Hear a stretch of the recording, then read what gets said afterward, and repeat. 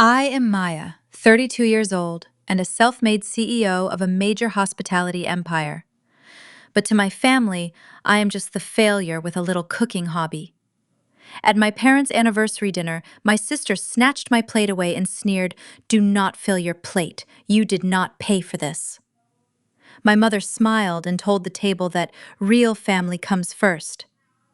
I simply nodded, put on my coat, and walked out of the five-star restaurant. Moments later, the manager delivered a $6,500 bill to their table, announcing I had canceled my black card deposit. Before I continue this story, let me know where you are watching from in the comments below. Hit like and subscribe if you have ever had to teach your toxic family an expensive lesson. Growing up in Atlanta, the pressure to succeed was suffocating, but the rules were never applied equally. My sister Chloe was the golden child, allowed to glide through life on pretty privilege and my parents' endless financial sacrifices. I was the workhorse, the one expected to pay the black tax without complaint. This dynamic was on full display at my parents' 40th anniversary dinner at Luminous, one of the most exclusive restaurants in the city. The crystal chandeliers cast a warm glow over our private dining room, but the atmosphere at the table was freezing. I had spent months planning this evening, creating a custom menu of dry-aged steaks, imported seafood, and vintage wines. But true to form, my family acted as if I was merely the hired help, lucky enough to be given a seat at the table.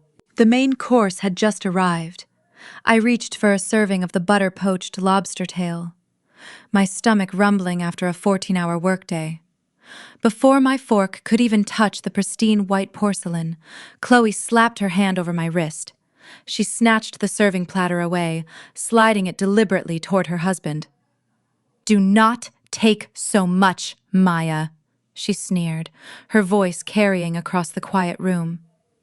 "You did not contribute a single penny to this dinner. You should just be grateful we let you tag along to a place like this." I froze my hand suspended in midair. I looked around the table expecting someone, anyone, to correct her. Instead, Trent Chloe's white husband let out a condescending chuckle.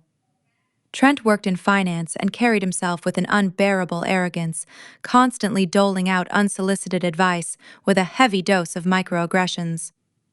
He swirled his expensive red wine and looked at me with faux pity. "Come on, Chloe, go easy on her," Trent said, his tone dripping with condescension. "It is not Maya's fault she is still struggling. You know, Maya, if you gave up that little street food cooking hobby of yours and found a real corporate job, maybe you could afford to pitch in for once. There is no shame in entry-level work. My cooking hobby was actually a multi-million-dollar food and beverage management corporation, but they never bothered to ask about my life, and I had stopped volunteering information years ago." I looked at my parents, waiting for them to defend me. My mother, Brenda, simply smiled an indulgent smile, directed entirely at Trent. She carefully picked the best cut of Wagyu beef from her own plate and placed it onto Trent's plate. "Oh, leave your sister alone, Chloe," my mother said, though there was no reprimand in her voice. "Trent is right. Maya just needs to learn how the real world works. Besides, Trent just closed a massive investment deal this week. We are celebrating him today, too. Real family comes first, and we need to treat our provider well." Real family comes first. The words hit me like a physical blow. For years, I had quietly paid my parents' mortgage, covered their utility bills, and funded the very lifestyle they were currently using to impress Trent. I was their silent bank account, the dutiful black daughter draining her own resources to uphold their facade of generational wealth. And here they were publicly humiliating me to inflate the ego of a man who looked down on all of us. A strange, absolute calm washed over me. The anger that had been simmering in my chest for 32 years suddenly crystallized into pure ice. I did not scream. I did not argue. I did not try to explain that I had already paid a $3,000 deposit for this exact room using my corporate black card. I simply picked up my linen napkin, wiped my mouth with slow, deliberate precision, and placed it on the table. I stood up the legs of my heavy oak chair, scraping loudly against the marble floor. The entire table went silent, staring at me. I calmly walked over to the coat rack, slipped my trench coat over my shoulders, and picked up my purse. "Where do you think you are going?" my father Marcus demanded, his voice thick with embarrassment. "Sit down and stop causing a scene." I looked at him, then at Chloe, and finally at Trent, who was busy chewing the steak my mother had given him. "Enjoy your dinner," I said, my voice perfectly level. Since I did not contribute, I certainly will not overstay my welcome. Without another word, I walked out of the private dining room. I marched straight to the front desk, where the general manager, a man named Julian, who reported directly to my regional director, was standing. "Julian," I said smoothly, "please cancel the authorization on my black card for room 7. Transfer the entire balance, including the deposit and the premium wine charges, to the gentleman in the gray suit at the head of the table. He is the provider tonight." Julian nodded, immediately processing the request without hesitation. As I walked out into the cool night air, breathing freely for the first time in hours, the scene inside was rapidly deteriorating. According to Julian, who relayed the events to me later, the dessert had just been cleared when he approached their table with a silver tray. He placed the leather folder directly in front of Trent. "What is this?" Trent asked, waving his hand dismissively. "I thought Maya's company discount covered this." Julian smiled a tight, professional smile. "I apologize for the confusion, sir. The woman in the red dress canceled her payment authorization and specifically requested that I hand this directly to you. The total for the evening is $6,500. Will you be using the same card on file?" Chloe scoffed loudly. $6,000? That is ridiculous. Trent, just pay it so we can leave. We will make Maya pay us back tomorrow. Trent confidently pulled out his platinum credit card and handed it to Julian. My family continued chatting, completely unaware of the financial execution that was about to take place. 2 minutes later, Julian returned. "Sir, I am afraid this card has been declined." Trent's face flushed a deep, angry red.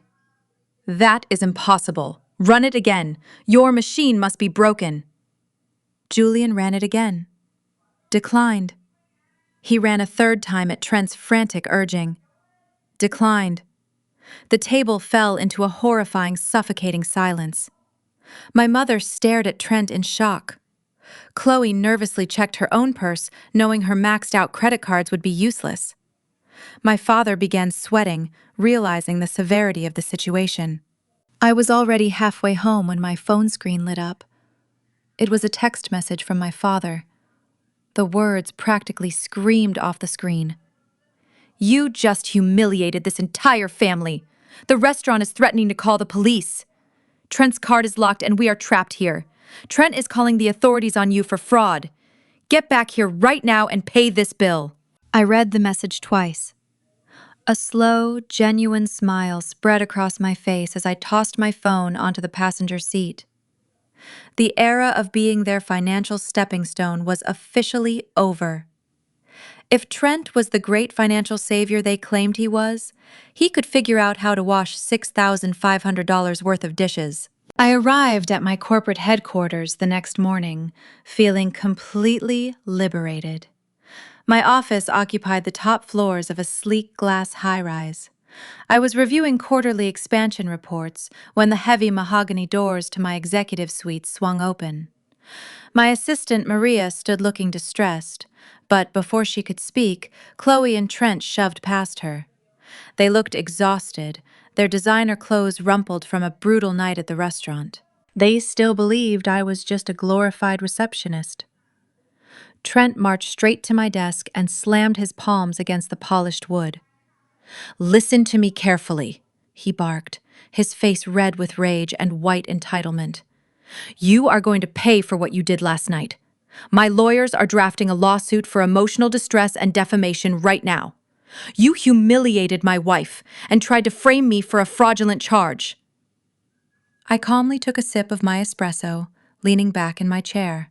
I waved Maria away, signaling I had the situation under control. Defamation implies that I lied, Trent, I replied smoothly. I simply transferred a bill to the man who loudly proclaimed he was the family provider. If paying for dinner causes you emotional distress, perhaps you should reevaluate your financial portfolio. Chloe pointed a finger at my face. How dare you speak to him? We had to call his investors to clear the hold on his accounts. You are a bitter woman who cannot stand seeing her sister living the life she deserves. I stood up slowly, refusing to match her chaotic energy. I walked over to the wall safe behind my desk, punched in the code, and pulled out a thick manila folder. I tossed it onto the desk, right in front of Trent. You love talking about the life you deserve, Chloe, I said, my voice dangerously low. You love bragging about how Trent elevated our status. Open the folder, Trent. Go ahead. Be the financial expert you claim to be. Trent hesitated, glancing at Chloe before flipping it open. Inside were 3 years' worth of bank statements and wire transfer receipts. His arrogant expression melted into utter confusion. What is this? He muttered, shuffling through the papers. It is a shell company, yes, I confirmed, resting my hands on the edge of the desk. A shell company named after my middle name, which you would know if you cared about anyone but yourselves. That company has been paying the lease on Mom and Dad's luxury penthouse for the past 36 months. Every single month, $5,000 leaves my account so they can maintain the illusion of wealth while you parade around acting like royalty. Chloe snatched the papers, her eyes wide, as she read the payment histories. No, she stammered. Mom said Trent's investment dividends were covering their living expenses. She said Trent was taking care of them. I let out a sharp laugh. Trent has not taken care of a single bill for this family. He just takes the credit. I have been paying the black tax since I was 22 years old, funding your perfect suburban lifestyle. Trent's jaw tightened. He tried to puff out his chest, attempting to regain his perceived authority over a black woman he desperately wanted to keep beneath him. This proves nothing, he sneered. You are probably embezzling money from this company to pay for all this. You do not know how to handle real wealth. If you did, you would not be acting like a petty child over a dinner bill. I leaned in close, staring directly into his panicked eyes. Speaking of handling real wealth, Trent, I have a genuine question for a great financial mind like yours. If you are managing such massive investment portfolios, why exactly did your platinum credit card decline 3 times in a row for a measly $6,500 last night? Did your investors suddenly realize you are running a sinking ship? The air in the room vanished. Trent stepped back as if he had been physically struck. The truth hit the air, raw and undeniable. Chloe let out a scream of unfiltered rage. She lunged across the desk and slapped me hard across the cheek. The sharp crack echoed through the massive office. My head turned slightly from the impact, a stinging heat spreading across my skin. I did not flinch. I slowly turned my face back to her, maintaining dead eye contact. You just assaulted the chief executive officer of this corporation in her own office, I stated coldly. I pressed the intercom button on my desk. Maria, send security up immediately. We have 2 trespassers who need to be escorted out. Make sure they are banned permanently. Chloe's eyes widened in horror as she looked around the room, taking in the artwork, the panoramic city views, and the sheer scale of the operation I commanded. You are the CEO, Chloe whispered, the reality of her monumental mistake crashing down on her. 2 burly guards entered the suite before she could process the information. They grabbed Trent and Chloe by their arms, ignoring their frantic protests, and shouted threats. I watched with profound satisfaction as the golden child and her arrogant husband were dragged out of my domain, their voices fading down the hallway. I reached up, gently touching my stinging cheek, feeling a sense of absolute liberation. The heavy mahogany doors closed, leaving me in total silence. Then my cell phone vibrated violently on the desk. The caller ID flashed my father's name, Marcus. I picked it up, expecting another lecture about respecting my sister. Instead, my father's voice came through the speaker in a high-pitched, breathless shriek. "Maya, you have to come help us right now!" He was hyperventilating, my mother sobbing hysterically in the background. "The bank just showed up with the sheriff. They locked the doors and put a foreclosure notice on the windows. Maya, please, they are taking the house." I slammed my laptop shut and bolted for the elevator.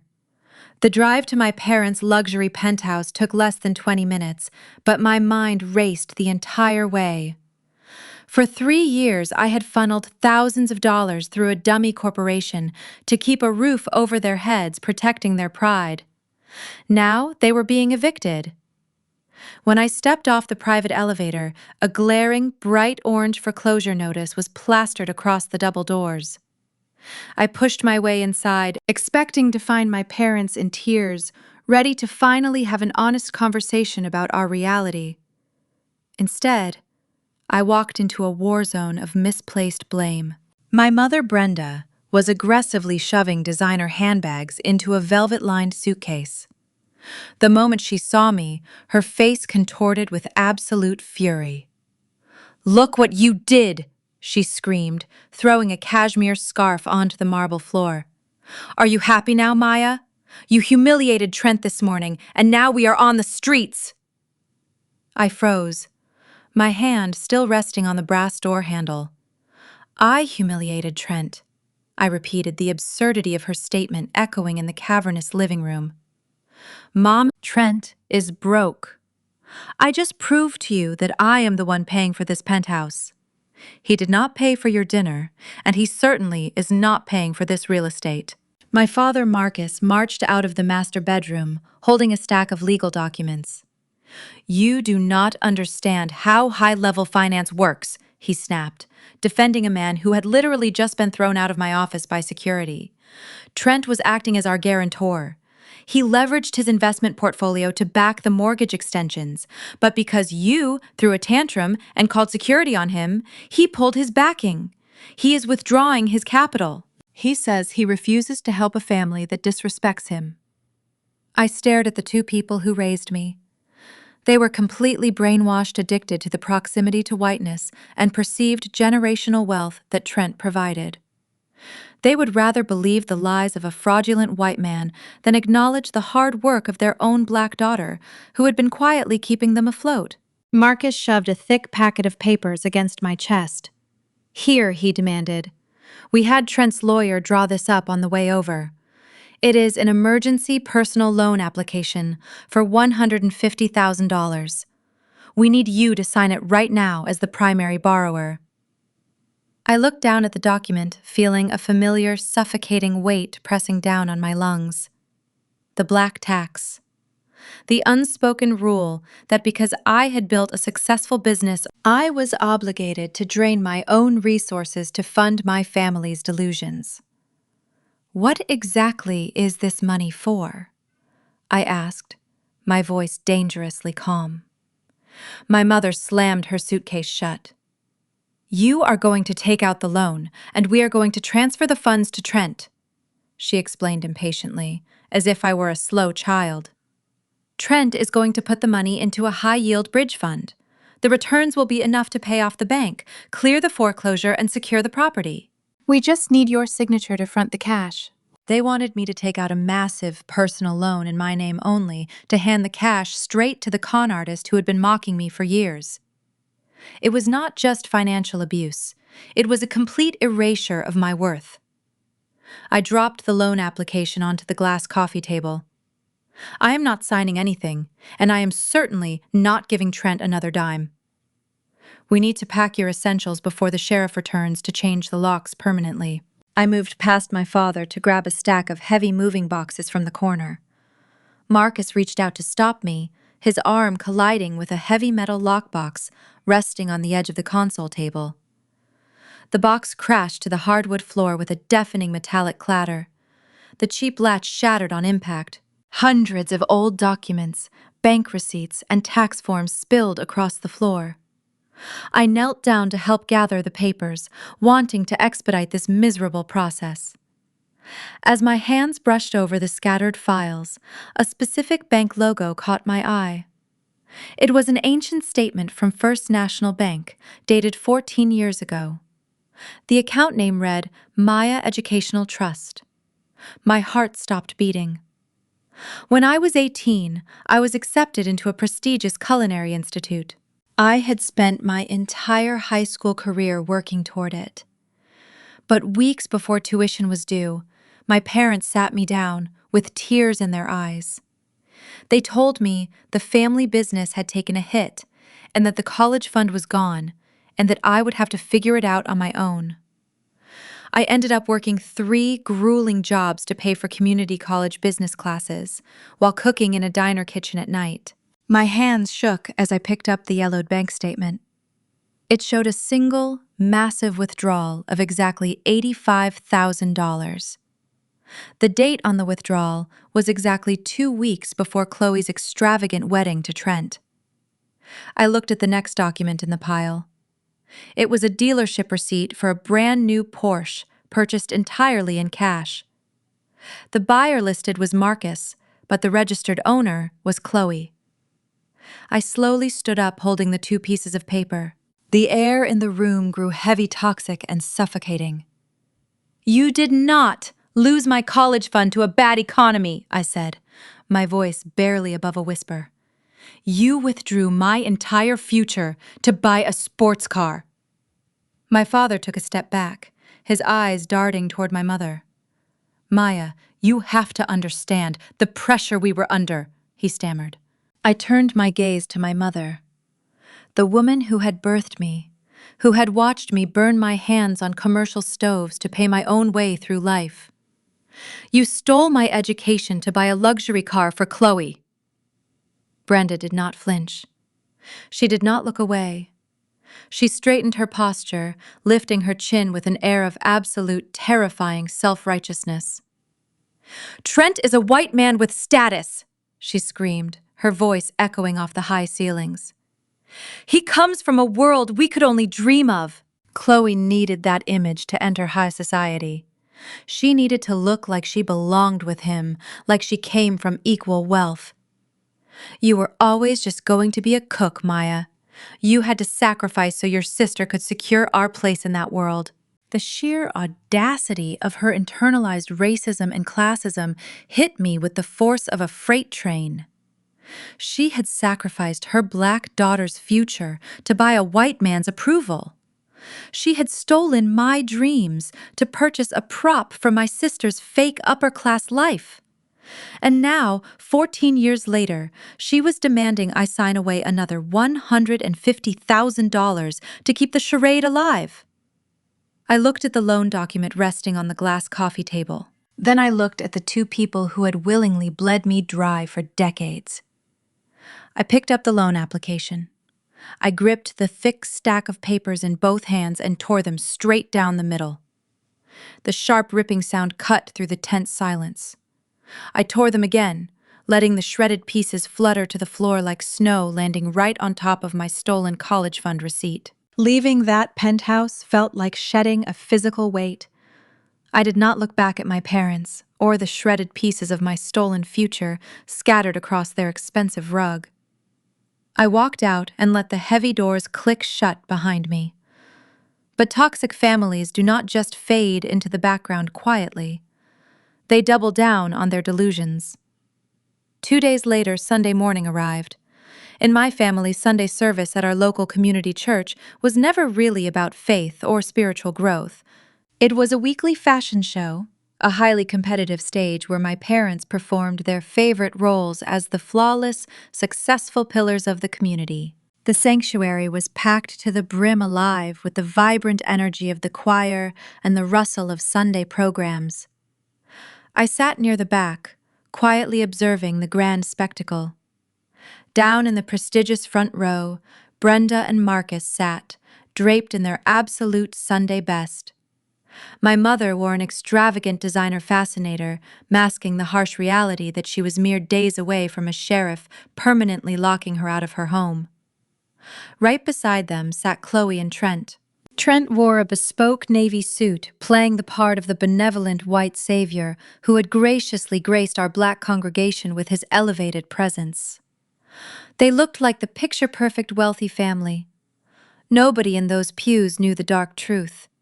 Nobody knew about the impending foreclosure, the drained college fund, or the fraudulent loan application I had ripped to shreds 48 hours ago. Pastor Williams stepped up to the pulpit, wiping his brow with a crisp, monogrammed handkerchief. He began his impassioned plea for the annual Youth Scholarship Fund, asking the congregation to dig deep and support the next generation of Black excellence. This was my parents' cue. I watched as my father nudged Trent with a proud grin. Chloe beamed, grabbing her husband's arm as they stood up and made their confident way to the altar. The congregation murmured in deep admiration. Trent took the microphone, adjusting his suit jacket with a practiced, arrogant ease. He spoke at length about his deep commitment to the community and how his brilliant financial investments had blessed him with immense abundance.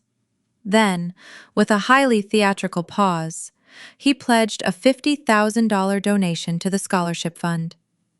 The sanctuary erupted in thunderous applause. My mother stood up and clapped the loudest, looking around to make absolutely sure everyone saw her magnificent son-in-law. Pastor Williams beamed, shaking Trent's hand vigorously. "Thank you, Brother Trent," the pastor boomed over the speakers. "Your generosity is a true blessing to these children." He then scanned the crowd, his eyes landing on me, sitting quietly in the back row. "And we cannot forget our own Maya," he added, his voice dripping with that familiar, patronizing warmth. "Maya, my dear, perhaps you can contribute some of those lovely little baked goods from your street food hobby for our fundraising bake sale next week. Every little bit helps the cause." From the front row, Chloe turned around to look at me. She did not even try to hide her malicious smirk. She leaned over to Trent, whispering something that made him chuckle darkly.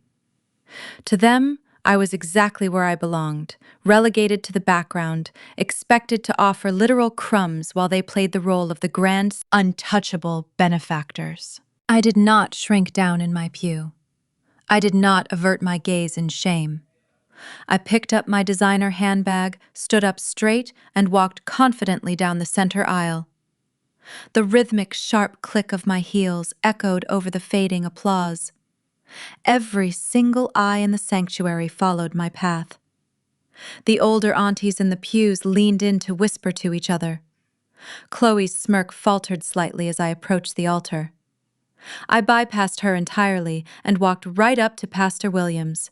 I reached into my bag and pulled out my heavy embossed corporate checkbook. "I did not bring baked goods today, Pastor," I said, my voice projecting clearly without the need for a microphone. I clicked my pen and wrote out a check, tearing it from the book and placing it directly into his outstretched hand.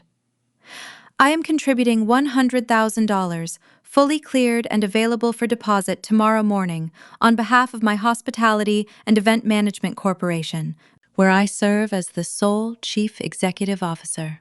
Pastor Williams looked down at the check, his jaw dropping as he read the zeros. The congregation let out a collective, audible gasp that rippled all the way to the back doors. The silence that followed was incredibly heavy, thick, with absolute shock. I turned slowly to face Trent and Chloe. They looked completely paralyzed, their eyes wide with disbelief. I reached out and took the microphone straight from Trent's rigid hand. He was too stunned to offer any resistance. "You see, Pastor," I continued, pacing my words perfectly, "I believe in giving actual, tangible support to our youth. I do not believe in making empty, fraudulent promises just to secure cheap applause. I turned my full attention to Trent, bringing the microphone closer to my mouth. Speaking of empty promises, brother-in-law, I am incredibly curious about that $50,000 pledge you just made in front of God and everyone. The entire church hung on my every word. How exactly are you planning to write that check, Trent? I asked, locking eyes with him. Has the Securities and Exchange Commission finally lifted the freeze on your assets? Or are you planning to fund this church scholarship with the same exact money you stole from your clients in your massive illegal Ponzi scheme? The sanctuary exploded. It was a chaotic cacophony of shocked shouts, loud gasps, and frantic whispers. Deacons stood up abruptly from their seats. My mother shrieked, clutching her chest as if she might physically faint. Chloe covered her mouth, her eyes darting frantically around the room as the polished facade of her marriage shattered in front of hundreds of people. The illusion of the wealthy, untouchable white savior was completely dead, replaced by the ugly reality of a federal criminal. Trent's face morphed from pale shock to a violent, dangerous crimson. The veins in his neck bulged against his collar. The public humiliation was far too much for his fragile, arrogant ego to handle. He let out a guttural roar of pure rage. Forgetting where he was, forgetting the pastor standing right beside us, Trent lunged forward. He threw his entire body weight toward me, his hands reaching out to violently attack me right there in the middle of the sacred altar.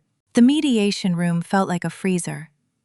I sat across the polished oak table from the people who shared my blood, but operated like my enemies.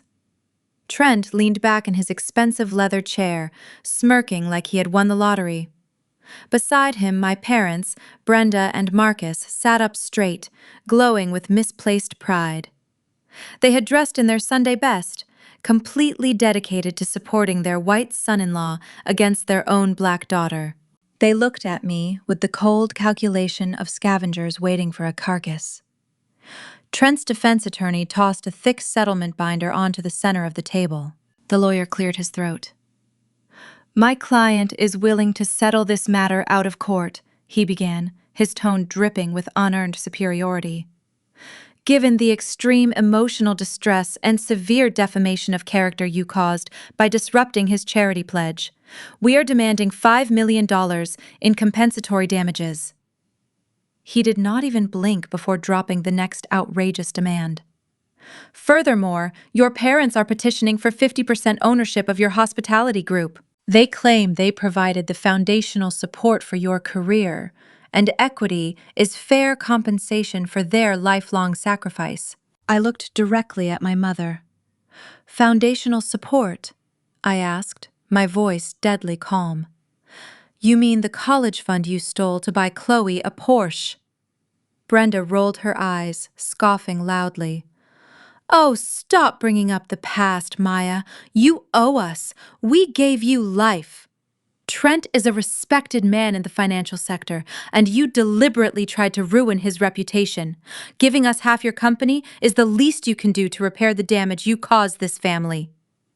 Marcus nodded enthusiastically beside her, completely blinded by the illusion of Trent's wealth. They were perfectly willing to destroy my life just to stay close to his perceived power. I did not raise my voice or defend myself.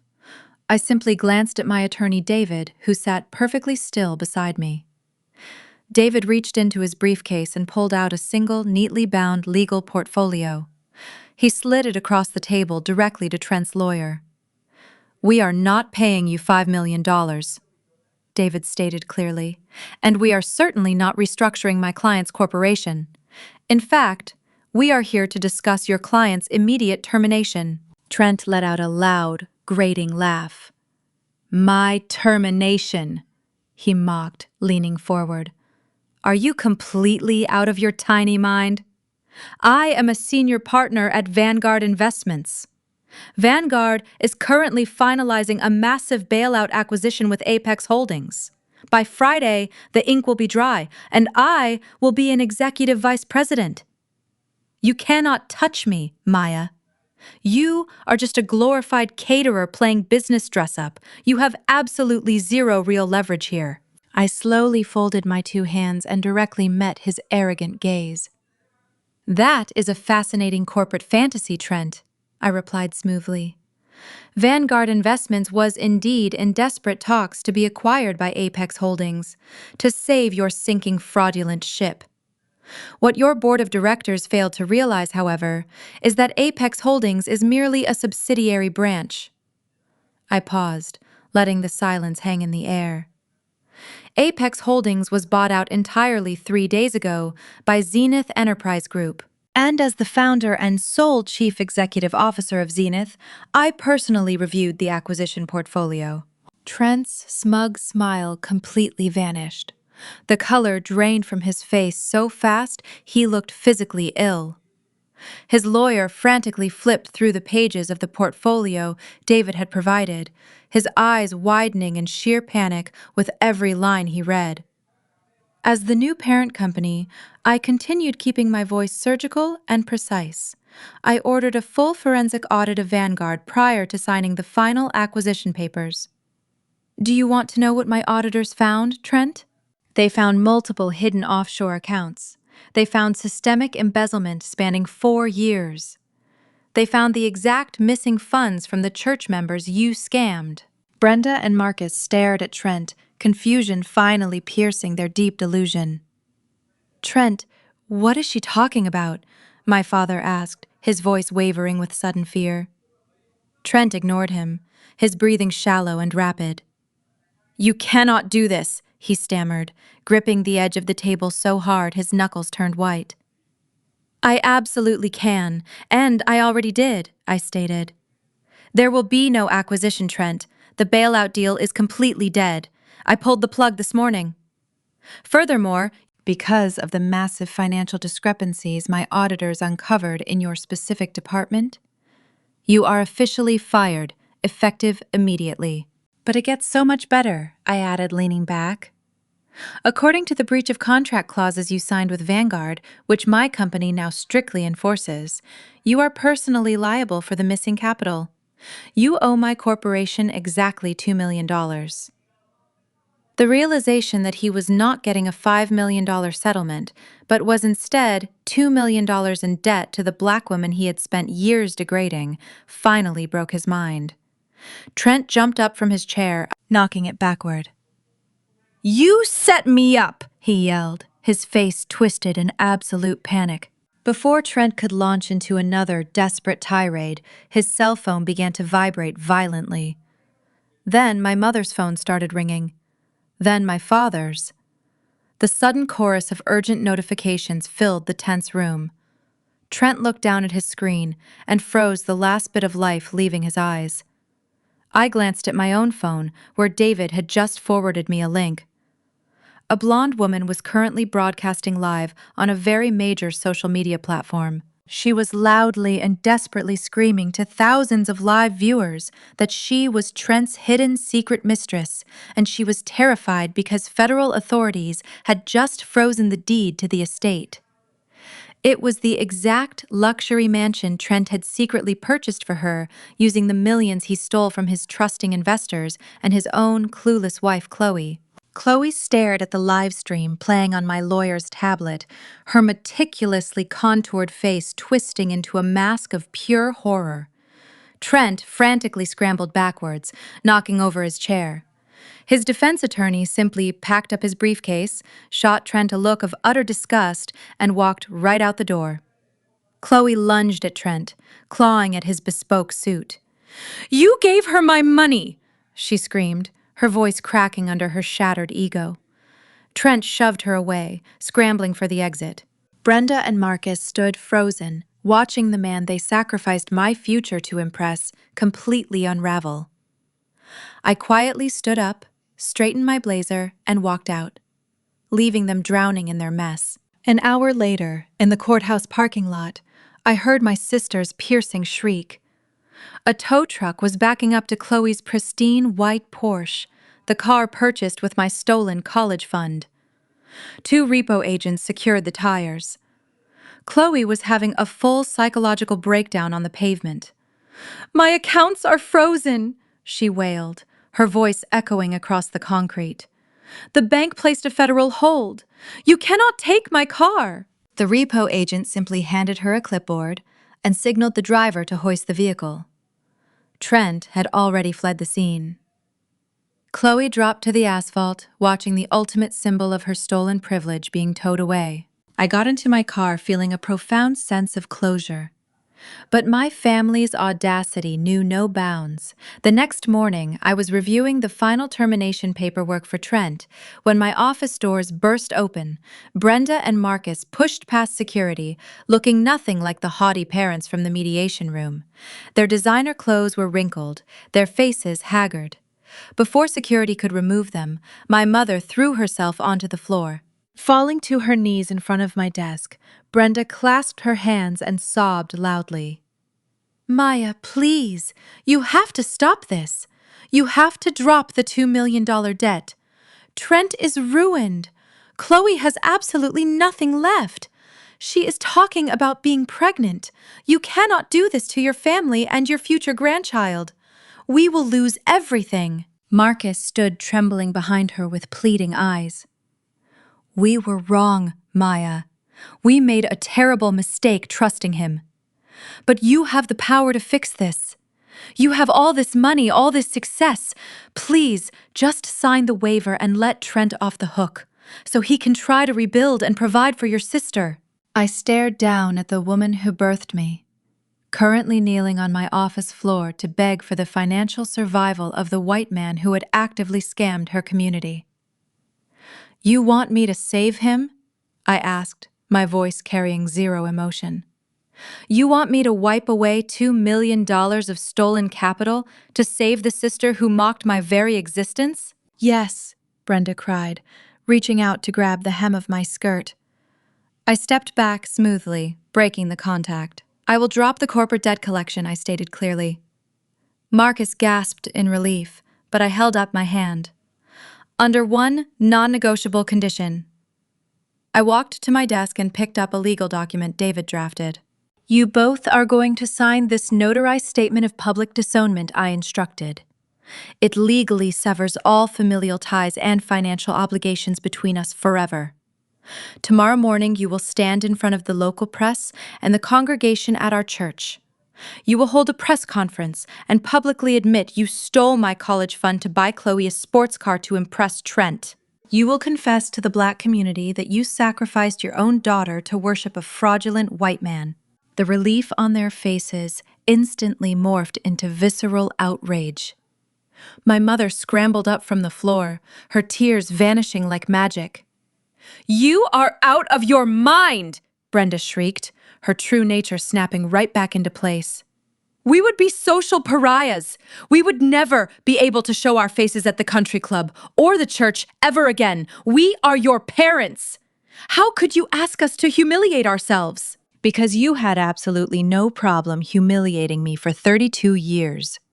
I fired back, my voice echoing off the glass walls. "You want my money to save your reputation? The price for my money is the truth. Pay up or get out." Marcus slammed his fist against the doorframe. "You are a cold-blooded demon," he spat, his face twisted in disgust. "You have no soul, Maya. We are family, and you are trying to destroy us out of petty jealousy. You will rot for treating your own parents this way." "Security," I called out loudly. "Remove these trespassers from my building. If they ever return, call the police and press trespassing charges." I watched impassively as the guards physically dragged my screaming parents out of the executive suite. They chose their pride and lies, and now they were going to face the absolute collapse of their entire world. That night, the consequences of their terrible choices caught up. I was sitting in my living room, watching the late-night news broadcast. My parents had allowed Trent and Chloe to hide out in their foreclosed penthouse, desperately trying to avoid the media storm surrounding the embezzlement scandal. They thought they could ride out the storm behind locked luxury doors. Suddenly, the news anchor broke into the regular broadcast with a live breaking report. The screen flashed to helicopter footage hovering directly over my parents' high-rise apartment building. Dozens of flashing red and blue police lights illuminated the dark street below. Heavily armed federal agents wearing dark tactical gear swarmed the main entrance. The news anchor solemnly announced that the FBI had just raided the premises in the middle of the night, executing a federal arrest warrant for Trent on multiple counts of wire fraud and grand larceny. Chloe was dragged out in handcuffs, screaming as she tried to cover her face from the relentless news cameras. Brenda and Marcus stood on the sidewalk in pajamas, watching their glorious empire finally burn. The morning sun exposed the absolute wreckage of my parents' manufactured empire. Trent was denied bail by a federal judge who cited his hidden offshore accounts as a massive flight risk. Chloe was released after a grueling 12-hour interrogation, only to find out she had absolutely nowhere to go. The bank officially seized the luxury penthouse, placing heavy padlocks on the doors.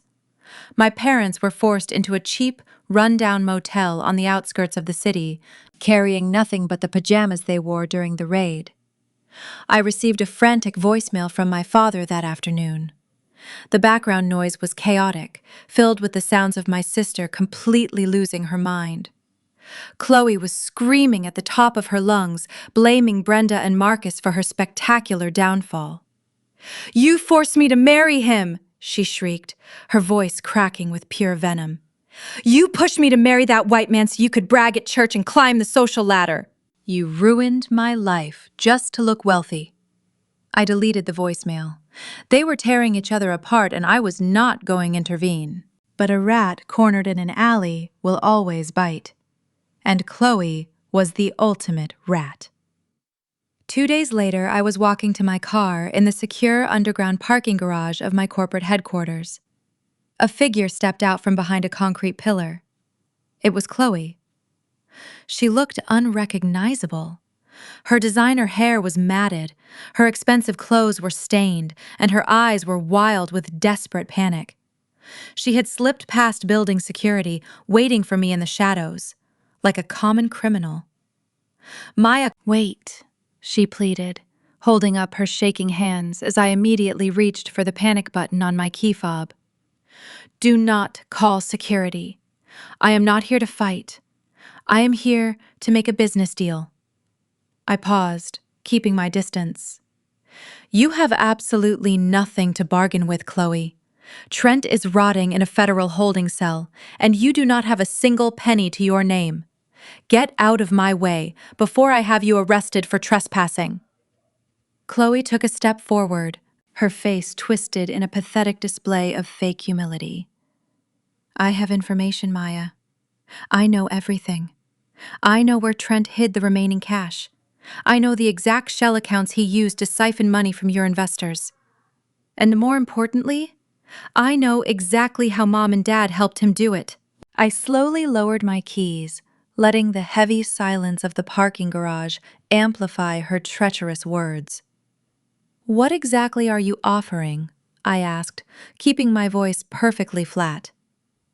Chloe licked her dry lips, sensing an opening. "I will testify," she said eagerly, her eyes gleaming with a sick, desperate greed. "I will stand up in federal court and testify against Trent. I will give the FBI the ledgers. But I will not stop there, Maya. I will testify against Mom and Dad, too. I will tell the prosecutors how they willingly laundered Trent's stolen money through their fake charity accounts, just to keep their luxury lifestyle. I will hand them all to the feds on a silver platter, and I will make sure you get your $2 million back. I just need one thing in return." I stared at the sister my parents had worshipped, the golden child they had sacrificed my education, my peace, and my youth to protect. "You want me to pay you," I stated, already knowing the answer. "I need $1 million, Chloe demanded, her voice gaining a repulsive confidence. "You have it, Maya. Give me $1 million to start a new life far away from here, and I will burn Mom, Dad, and Trent to the ground."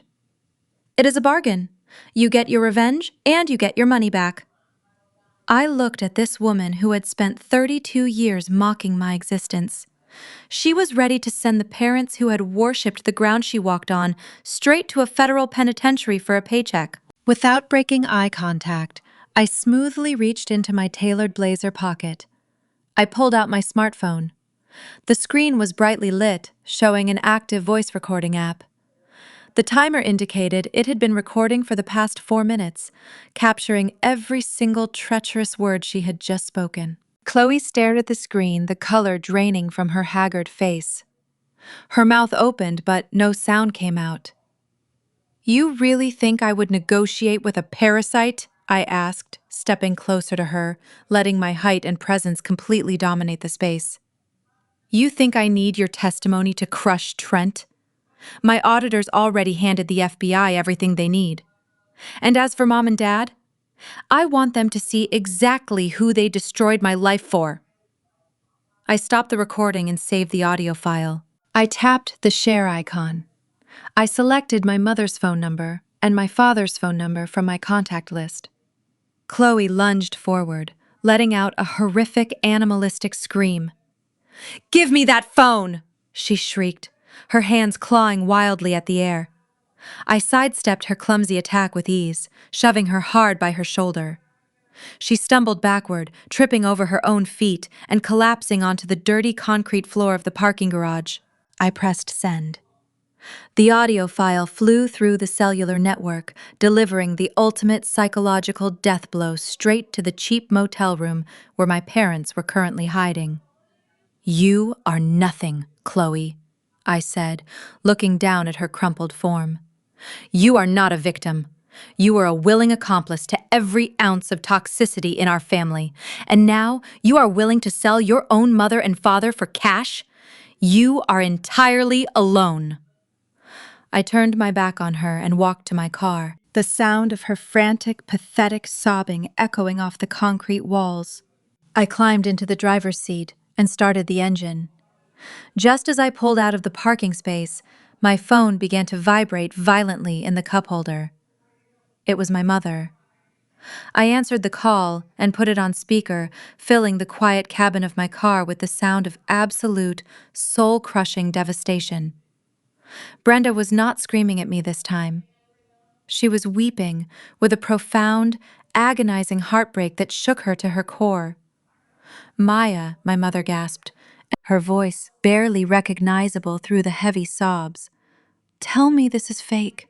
Please, Maya, tell me you altered this audio. Tell me my Chloe did not just offer to send her father and me to federal prison for $1 million. Tell me she did not sell us out." I drove toward the exit of the garage, feeling the cool air from the air conditioning vent wash over my face.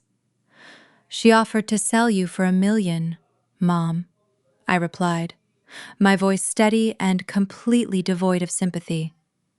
"But honestly, I would not have paid a single dime for either of you. Enjoy the family you built." I ended the call and drove up into the bright afternoon sunlight. My father tried calling next, leaving a desperate, rambling voicemail begging me to explain what he had just heard on that recording. Marcus sounded like a broken old man, pleading for a different reality, where his favorite daughter had not just offered him up as a sacrificial lamb to federal prosecutors. I did not return his call. I simply let the silence serve as my final answer.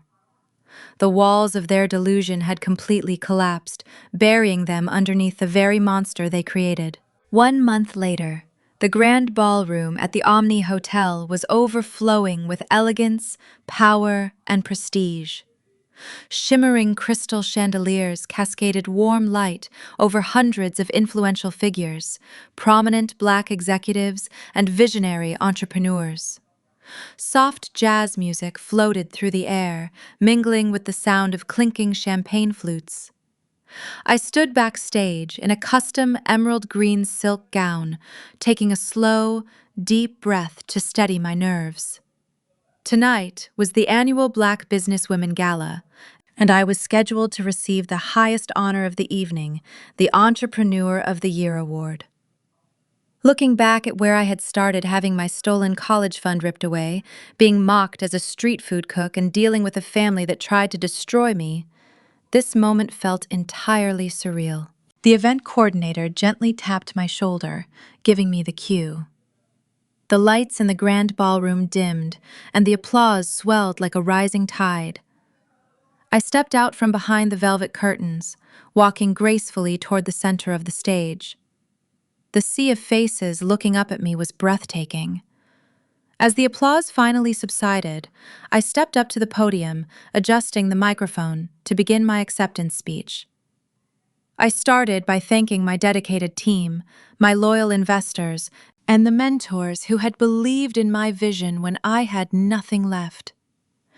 I spoke about the resilience required to build an empire from scratch and the importance of lifting each other up within our community.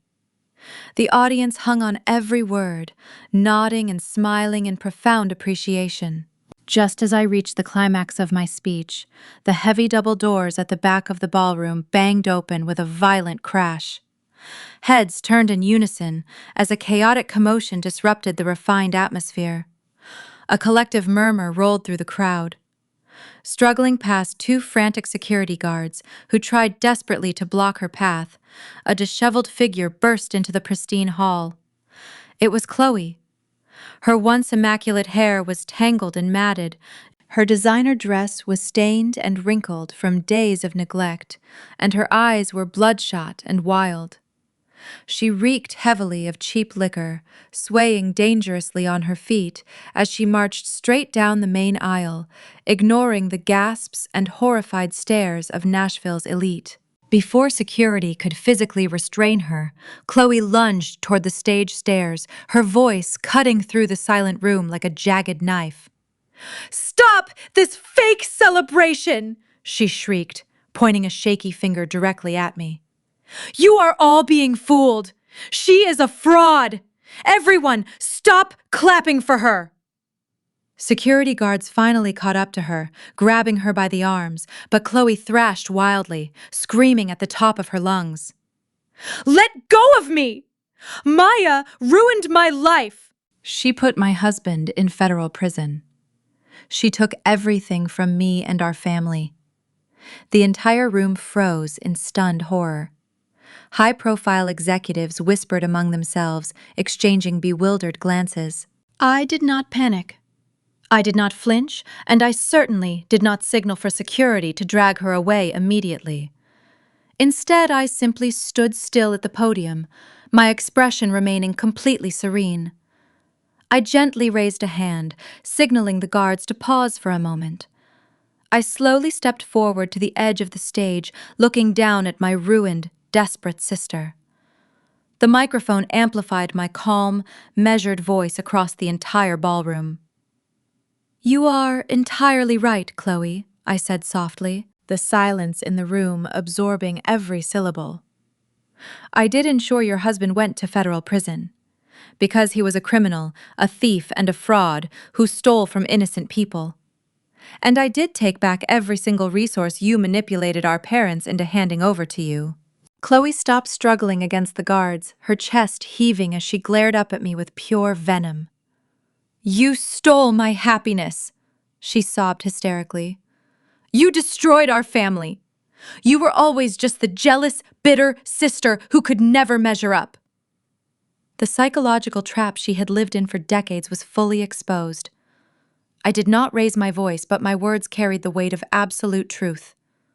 I looked out over the hundreds of elite guests before turning my gaze back down to her.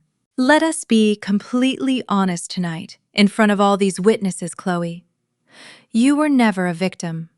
You were the golden child who happily accepted every single luxury built on the backs of stolen opportunities. You watched our parents rob my future to buy you a Porsche, and you smiled. You enjoyed a decade of unearned privilege, mocking everyone else while contributing nothing. You were never the innocent bystander. You were a willing accomplice to the decay of our family." The clinical precision of my words hit Chloe with devastating force. The color completely drained from her already pale face. The outrage and fury that had fueled her dramatic entrance suddenly evaporated, leaving behind a pathetic, hollow shell of a woman. She realized, in front of the most influential people in the city, that her pathetic excuses no longer held any power. Her mouth opened and closed silently, unable to form a single counter-argument. The elite crowd stared down at her, not with pity, but with profound, chilling disdain. Whispers of disgust rippled through the tables as the audience fully grasped the depths of her entitlement. Just as the security guards moved forward to finally escort her out of the ballroom, the heavy double doors swung open once more. All eyes shifted away from Chloe toward the entrance. A frail, exhausted figure stumbled into the hall, ignoring the bewildered glances of the ushers. It was Brenda, my mother. She wore the same cheap, worn coat she had worn to the rundown motel, her hair completely unstyled and her face lined with the deep stress of absolute ruin. She ignored the wealthy guests entirely, her tear-filled eyes scanning the grand ballroom until they locked onto me, standing triumphantly on the stage. Brenda shoved her way past a row of tables, completely abandoning Chloe, who was currently breaking down in tears on the carpeted floor. My mother rushed toward the stage stairs, ignoring the security guards who tried to intercept her. She fell to her knees at the base of the stage, desperately reaching her trembling hands up toward me. "Maya, please," my mother sobbed, her voice breaking into a ragged, pathetic wail that echoed off the crystal chandeliers. "I am so sorry. Trent is in prison. Chloe has completely lost her mind, and the bank took everything we had. We are homeless and starving. Please, I am your mother. Forgive me. Let me come home with you." The entire ballroom fell into a suffocating dead silence. Hundreds of powerful, influential people watched as the woman who had once arrogantly dismissed me now begged for mercy at the feet of the daughter she had tried to destroy. I looked down at her feeling neither anger nor joy, just a profound, liberating emptiness. The cycle of the black tax, the toxic favoritism, and the generational trauma ended right here, under the blinding lights of this stage, with my mother crying on the floor. The bright stage lights beat down on me as I stared at the woman weeping on the carpeted floor. Brenda, the woman who had birthed me, was clutching the hem of my emerald green gown with frantic, desperate hands. Her tears left dark, wet stains on the expensive silk. Just weeks ago, this same woman had sat in a luxury mediation room, sneering at me and demanding half of my entire corporate empire to protect her fraudulent white son-in-law. Now, stripped of her designer clothes and her country club status, she looked like a fragile, terrified stranger. She begged me to take her in, crying that the bank had seized everything and Chloe had completely lost her mind. The elite crowd in the grand ballroom watched in absolute silence, waiting to see if the successful black businesswoman would extend grace to her fallen mother. In our community, the pressure to honor your parents, regardless of their toxic abuse, is a suffocating weight. It is the ultimate guilt trip, the expectation that you must endlessly forgive the people who share your blood, even when they actively bleed you dry. But looking down at Brenda's tear-streaked face, I felt absolutely nothing. The well of my empathy had run completely dry.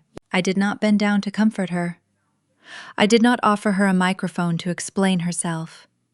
Instead, I calmly reached down and firmly pried her fingers off my dress one by one. I stepped back, creating a hard physical boundary between my present success and my traumatic past. "You made your choice, Brenda," I said, deliberately refusing to call her mom. My voice was steady, carrying clearly across the quiet room without the need for any amplification. "You chose your golden child. You chose the illusion of proximity to white wealth over the daughter who actually worked to keep a roof over your head. Now you can sink with her." Brenda let out a dramatic, breathy gasp, pressing a hand to her chest as if I had physically struck her. Maya, how can you say that? She wailed, scrambling to her knees. I am your mother! We were manipulated. Trent fooled all of us. We did not know he was stealing money. We were victims too. You have to help me. I have nowhere else to go.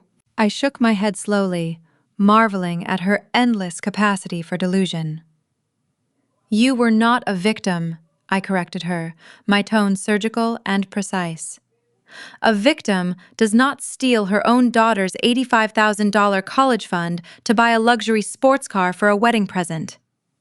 A victim does not sit at a five-star restaurant and watch her daughter get humiliated over a dinner bill. A victim does not demand a $150,000 fraudulent loan to save a criminal. You knew exactly what you were doing. You were perfectly happy to sacrifice my entire future as long as it bought you a front row seat to high society. Brenda opened her mouth. She looked around at the hundreds of influential executives and entrepreneurs watching her.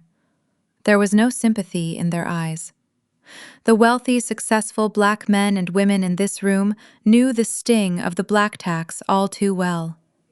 They knew what it looked like when family members viewed your success as their personal ATM. I turned to my executive assistant, Maria, who was standing quietly by the side of the stage. She walked forward and handed me a thick, sealed manila envelope. I looked back down at Brenda and extended my hand, offering the envelope to her. Brenda's eyes instantly lit up with a desperate, hungry gleam. The familiar greed washed over her face, wiping away the fake tears. She practically snatched the envelope from my fingers, her hands trembling as she tore it open. She expected a check. She expected a deed to a new house. She expected me to fulfill the toxic role of the dutiful saving daughter one last time. Instead, she pulled out a multi-page, legally notarized document.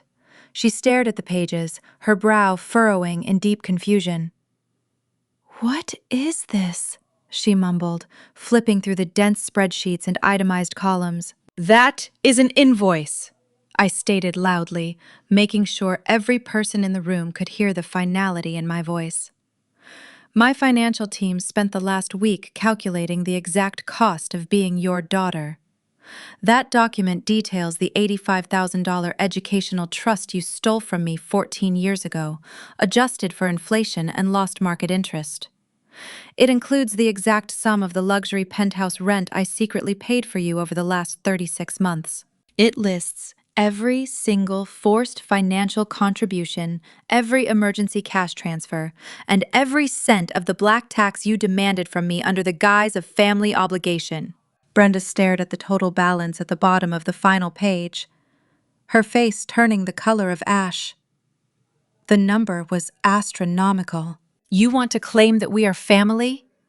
I continued, stepping closer to the edge of the stage. "But you treated me like a bank, so I am responding like a bank.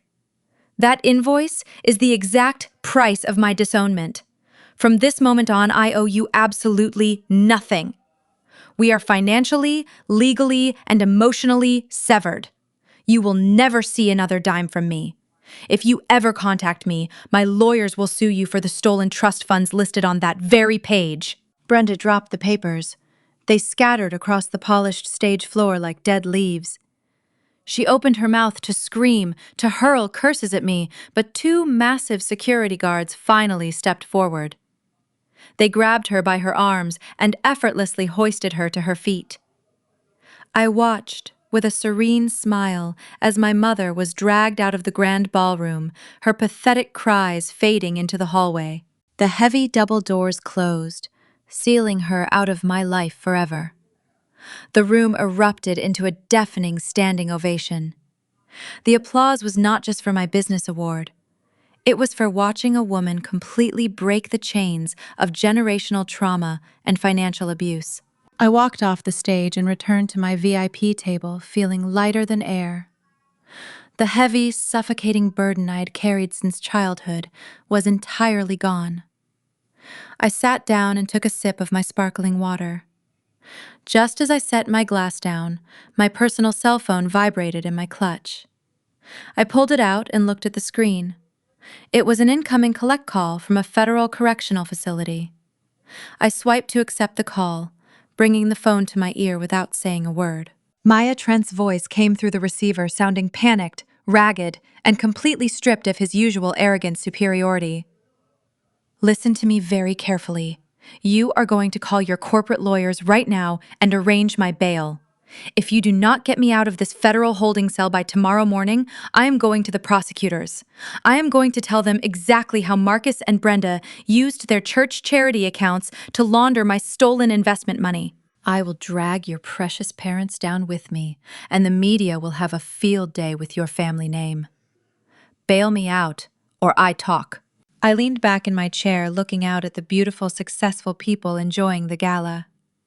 A slow, genuine smile spread across my face. Trent still thought I cared about saving my parents. He still thought family loyalty was a weapon he could use against me. I tapped the screen of my phone, activating the call recording feature. Then I opened my contacts list and found the direct email address for the lead FBI financial investigator handling his specific fraud case. I attached the live recording feed directly to the draft. I think that is a fantastic idea, Trent, I replied smoothly, my voice dripping with sweet, lethal satisfaction. In fact, let me help you get that confession straight to the right people. I pressed the forward button on my screen and hung up the phone.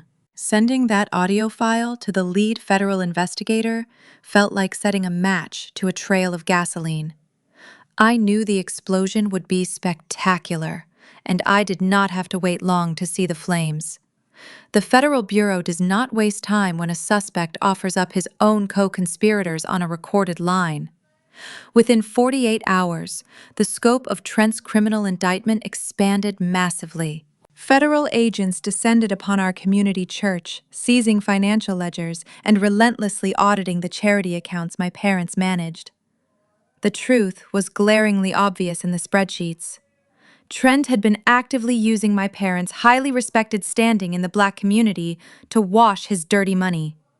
He funneled hundreds of thousands of dollars of stolen investment capital through their charitable funds, taking clean cash out the other side. My parents gladly facilitated this massive financial crime, taking their own hefty percentage off the top to fund their designer wardrobes and luxury penthouse lifestyle. The public backlash was swift and merciless. The very congregation my parents had tried so hard to impress now looked at them with absolute disgust. They were no longer the untouchable pillars of society. On Thursday evening, the security buzzer at my front gate rang frantically. My private estate was tucked away in an exclusive gated community, heavily monitored and secluded. Marcus was standing at the intercom pedestal, furiously slamming his fist against the call button. He looked entirely disheveled, frantic, and completely unhinged. I could have easily ignored him, but I wanted to look him in the eye one last time. I pressed the button to open the heavy iron gates and waited for him to march up my long driveway. When I opened my front door, Marcus did not look like a broken man coming to beg for my forgiveness. He marched into my grand foyer with his chest puffed out, clinging desperately to his fading patriarchal authority. "You are going to fix this," he demanded, his voice echoing loudly off the high vaulted ceilings of my entryway. His face was red, sweating heavily from the sheer panic of his crumbling reality.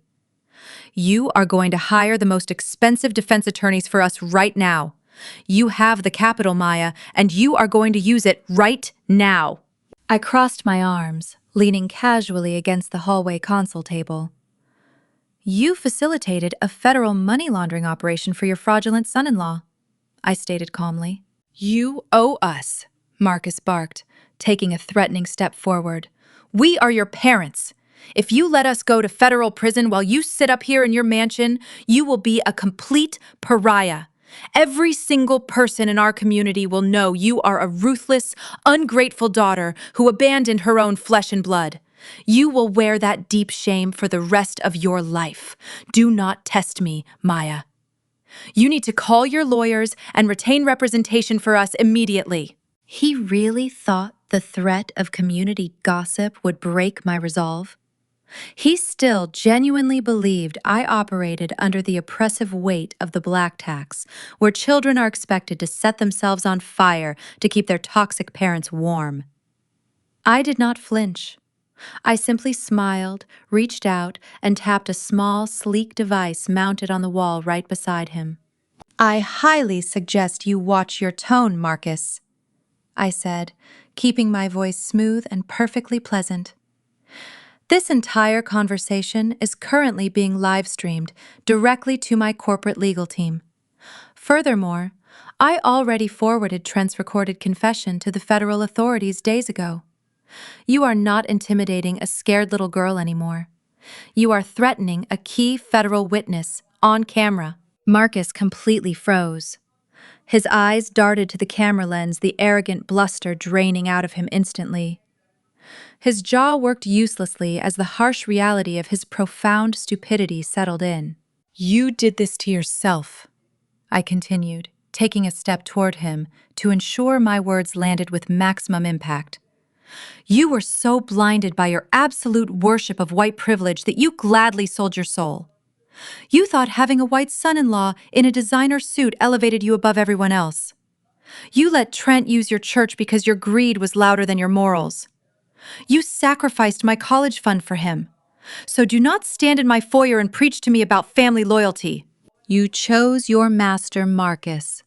Now you get to face the federal judge with him." Marcus opened his mouth to argue, but his smartphone shattered the tense silence. A loud, continuous alarm tone blared from his jacket pocket. He fumbled to pull the device out. His hands shook violently as he unlocked the screen. I watched his eyes widen in pure, unadulterated terror as he read the urgent alerts. My phone buzzed in my own pocket, a text from David. "The asset freeze just went through. Every single account is officially locked." Marcus stared at his banking app, frantically refreshing the page. Zeros. The federal government had seized everything. They were officially homeless. I walked over to the heavy oak front door and pulled it wide open, gesturing to the dark driveway outside. The federal government tends to frown upon keeping the profits of a massive money laundering scheme, I observed coldly. "You have exactly 30 seconds to walk off my property before I have my security team physically throw you out into the cold street." Marcus looked at me, completely broken, his patriarchal illusion permanently shattered. He slowly turned and stumbled out the door, his shoulders slumped as he walked into the cold night. My parents had sacrificed everything for the illusion of wealth, and now they were officially, undeniably, and entirely homeless, with absolutely nothing left to their name. I locked the door. The toxic cycle was broken. I was finally free.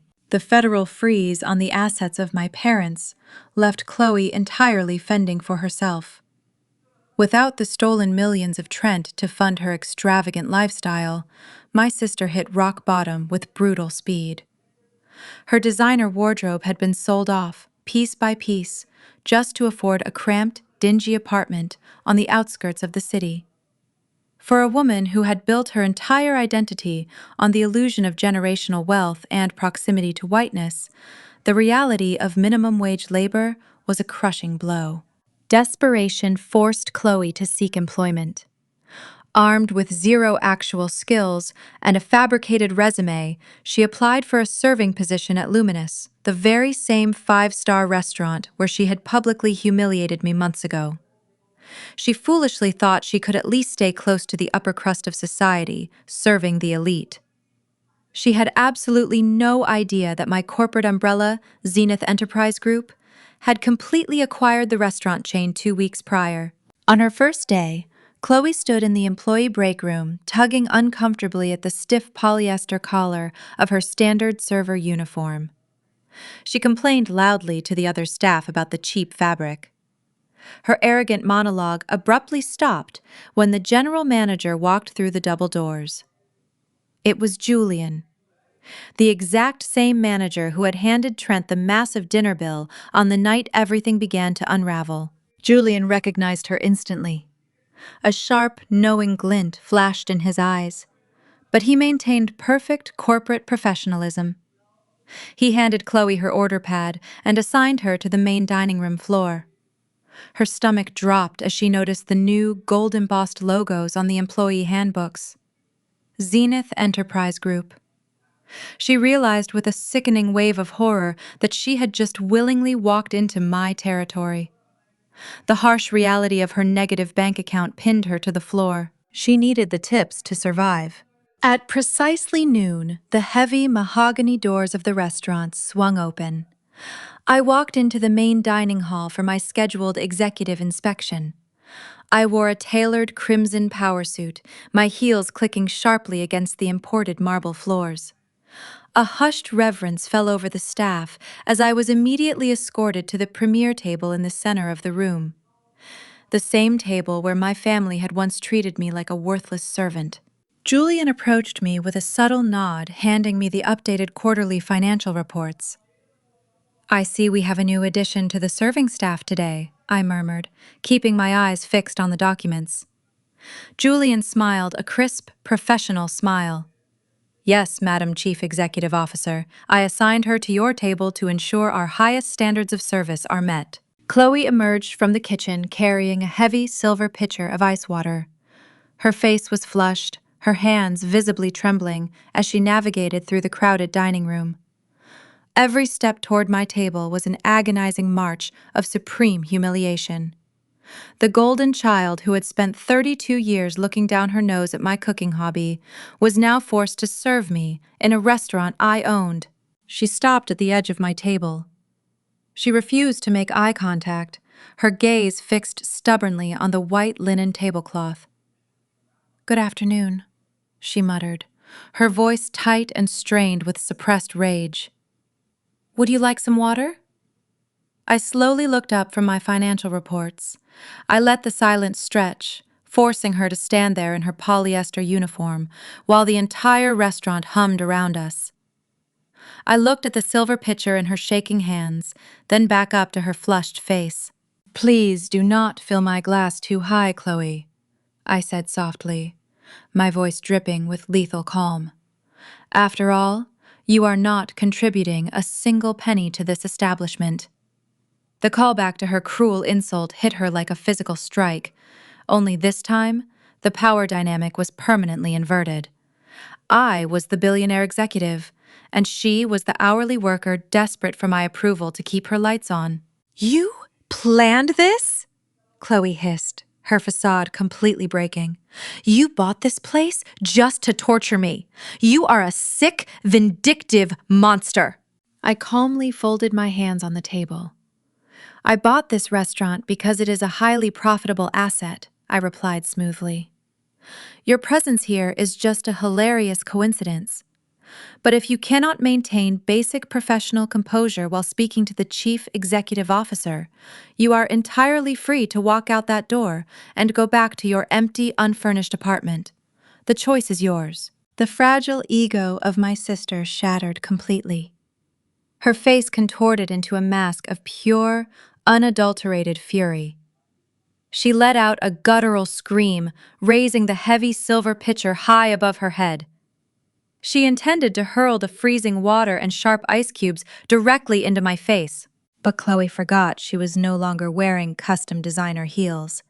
She was wearing cheap, mandatory non-slip work shoes. As she lunged forward with the pitcher, the rubber toe of her shoe caught sharply on the thick brass edge of the table base. Her momentum betrayed her. Chloe pitched violently forward, missing me anywhere. Freezing water completely showered her entire uniform. She crashed onto the hard marble floor, landing flat on her face with a sickening thud. Stunned diners stood up from their seats, staring at the chaotic spectacle. Chloe lay soaking wet and humiliated on the floor, groaning in pain. Julian stepped smoothly over the puddle of spilled ice water. He did not ask if she was okay. He simply reached into his breast pocket, pulled out a crisp white envelope, and dropped it directly onto her wet back. Effective immediately, your employment is terminated for attempting to assault the owner of this establishment, Julian announced, loudly and clearly. Security will now escort you off the premises. You are banned from returning here ever again, he added, without any sympathy. The humiliating echo of Chloe hitting the restaurant floor was quickly replaced by the sterile, echoing halls of the federal courthouse. I sat in the polished oak witness box, adjusting the microphone in front of me. The courtroom was packed to absolute capacity.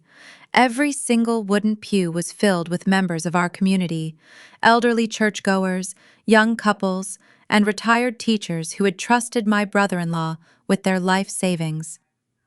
Trent sat at the defense table, wearing a cheap, ill-fitting suit that hung loosely on his shrinking frame, the arrogant, untouchable finance god who used to mock my catering business was entirely gone, replaced by a sweating, trembling criminal facing federal prosecution. I was not just here as a witness. I was sitting in this courtroom as the primary representative for the creditors committee, holding the massive $2 million corporate debt he owed my company. Trent's defense attorney, a sleek, fast-talking man who looked like he charged by the syllable, paced aggressively in front of the jury box.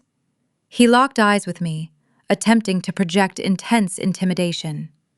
He desperately wanted to spin a fabricated narrative, turning a massive federal Ponzi scheme into a petty family squabble.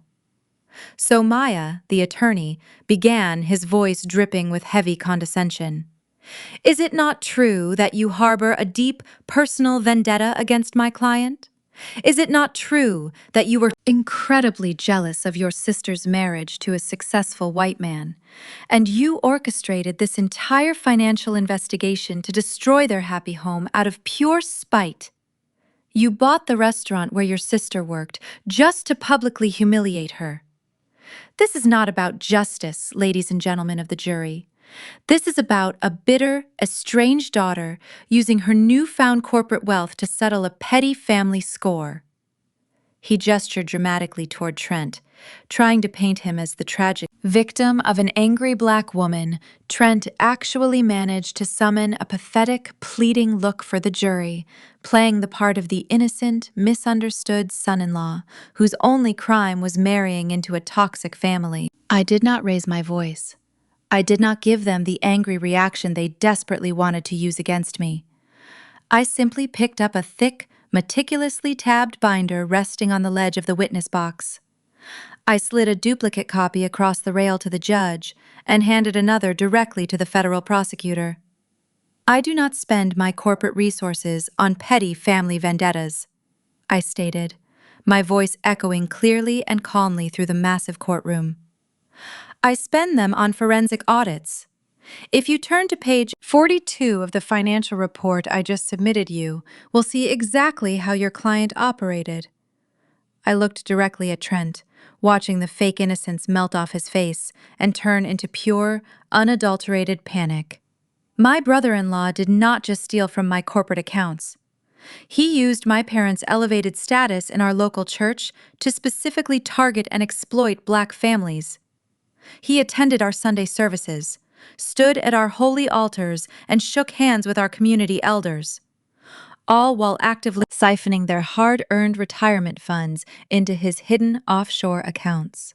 He used the pristine, upper-class facade of my parents' marriage as a shield to build trust within a community he secretly despised. I turned my gaze to the gallery, making direct eye contact with the dozens of betrayed community members sitting in the crowded pews. He took $30,000 from Mrs. Jenkins, promising to double her grandson's college fund. He took $50,000 from the church building fund under the guise of high-yield bonds. He drained the pensions of 4 different retired postal workers who trusted his advice. He convinced them that his proximity to whiteness and corporate finance made him a safe bet. He wore his privilege like a weapon, extracting generational wealth from hard-working black families to buy luxury sports cars for his wife and hidden mansions for his secret mistress. The defense attorney opened his mouth to object, but the sheer volume of paper evidence I had just submitted left him completely paralyzed. The federal prosecutor immediately stepped in, confirming that my corporate audit matched their own federal investigations perfectly. The gallery erupted in angry, heartbroken murmurs. The absolute betrayal cut sharply through the room. Trent was not a victim of a family feud. He was a financial predator who weaponized race, class, and family ties to rob vulnerable people blind. His entire defense strategy had just completely imploded before his eyes, leaving him with absolutely no escape route. The reality of his impending imprisonment finally washed over his meticulously groomed, overly privileged existence. Trent slumped back in his chair. The illusion of his superiority was permanently shattered into a million tiny pieces. The judge, an older, stern-faced woman who had zero tolerance for white-collar predators, slammed her heavy wooden gavel down, demanding immediate order in the court. The sudden, sharp crack echoed like a gunshot. The jury did not even need a full day to deliberate the overwhelming evidence. When they returned to the courtroom hours later, the foreman delivered a swift, unanimous guilty verdict on all 47 counts of wire fraud, embezzlement, and grand larceny. The judge ordered Trent to stand for his official sentencing. She looked down at him with absolute freezing contempt, seeing right through his pathetic, shivering facade. For your systematic exploitation of vulnerable communities and your blatant abuse of fiduciary trust, I sentence you to 10 years in a federal penitentiary, the judge declared, her voice ringing with absolute finality.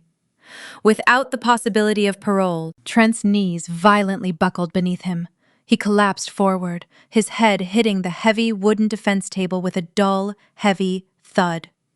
The towering, arrogant man who once told me to stop playing with cooking and get a real job was now a convicted felon, being handcuffed by federal marshals. Watching Trent being dragged out of the federal courtroom provided a profound sense of closure. But the financial shockwaves of his massive fraud were still tearing through my parents' manufactured empire. 2 weeks after the sentencing, the bank officially foreclosed on the sprawling suburban estate Brenda and Marcus had called home. That massive brick house with its manicured lawns and grand pillars had always been a physical monument to my trauma. It was the place where they had hosted lavish dinners using my stolen college fund. It was the fortress where Chloe was treated like absolute royalty, while I was expected to quietly pay the utility bills and serve the guests. Now it was just another distressed asset on a bank auction block. The foreclosure auction was scheduled for a brisk Tuesday morning, right on the front lawn of the estate. I parked my car down the street, observing the scene through tinted windows. The bank representative stood on the pristine porch, holding a clipboard while a dozen local real estate investors gathered on the grass.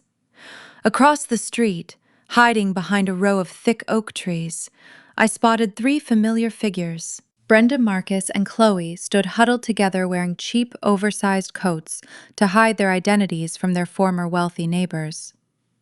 They looked utterly pathetic. I rolled down my window just enough to hear their frantic whispers carrying across the quiet suburban street. Marcus was pacing nervously, clutching a crumpled real estate brochure. "Some out-of-state investor will buy it," he muttered, attempting to sound confident. "We just need to find out who the buyer is and explain our situation. I can offer to manage the property for them. We can negotiate a lease agreement." Brenda nodded eagerly, wiping tears from her face. "Yes, Marcus, the Lord will provide a way for us to stay in our home. A rich developer will buy it and we can just rent it back until Trent's appeal goes through." They were still completely trapped in their toxic delusions, actively believing their fake high society status would magically save them from homelessness. Chloe simply glared at the house, shivering in the cold morning air, stripped of her designer wardrobe and her unearned arrogance. The auctioneer cleared his throat and began the rapid-fire bidding process. The opening bid started at $1 million. The local developers raised their paddles back and forth, driving the price up steadily. From my car, I watched the numbers climb higher and higher. 1.5 million, 1.8 million. The investors began to drop out one by one, unwilling to overpay for a property tied to a highly publicized federal fraud scandal. When the bid reached $2.1 million, a heavy silence fell over the lawn. The auctioneer raised his gavel, preparing to finalize the sale to a local property flipper. I opened my car door and stepped out onto the pavement. $2.5 million, I called out, my voice cutting sharply through the crisp morning air. Every head turned in my direction. I wore a tailored ivory pantsuit, my posture perfectly straight as I walked down the center of the street toward the estate. The remaining investors lowered their paddles, completely intimidated by the sudden, massive jump in the bidding price. The auctioneer looked at me with wide eyes, scanning the crowd for any counter-offers. Going once, going twice. Sold for $2.5 million in cash. I walked directly up the driveway, my heels clicking against the expensive cobblestone that my stolen future had helped pave. Across the street, Brenda, Marcus, and Chloe froze in absolute terror. Their eyes bulged out of their heads as they watched the daughter they had discarded approach the auctioneer. I reached into my designer handbag, pulled out a certified bank check for the full amount, and handed it directly to the bank representative. He handed me the final transfer deed and a silver pen. I did not even look at the house. I simply signed my name on the dotted line, claiming absolute legal ownership of the very estate where I had been systematically abused and degraded my entire life. The reality of the situation finally snapped Brenda out of her paralyzed shock. She broke away from Marcus and Chloe, darting across the street with a frantic, desperate energy. She practically shoved a real estate investor out of the way to reach the front porch. Her face was flushed with a sickening mixture of relief and deeply manipulative maternal affection. "Maya," she gasped, clutching her chest as she stopped at the bottom of the porch steps.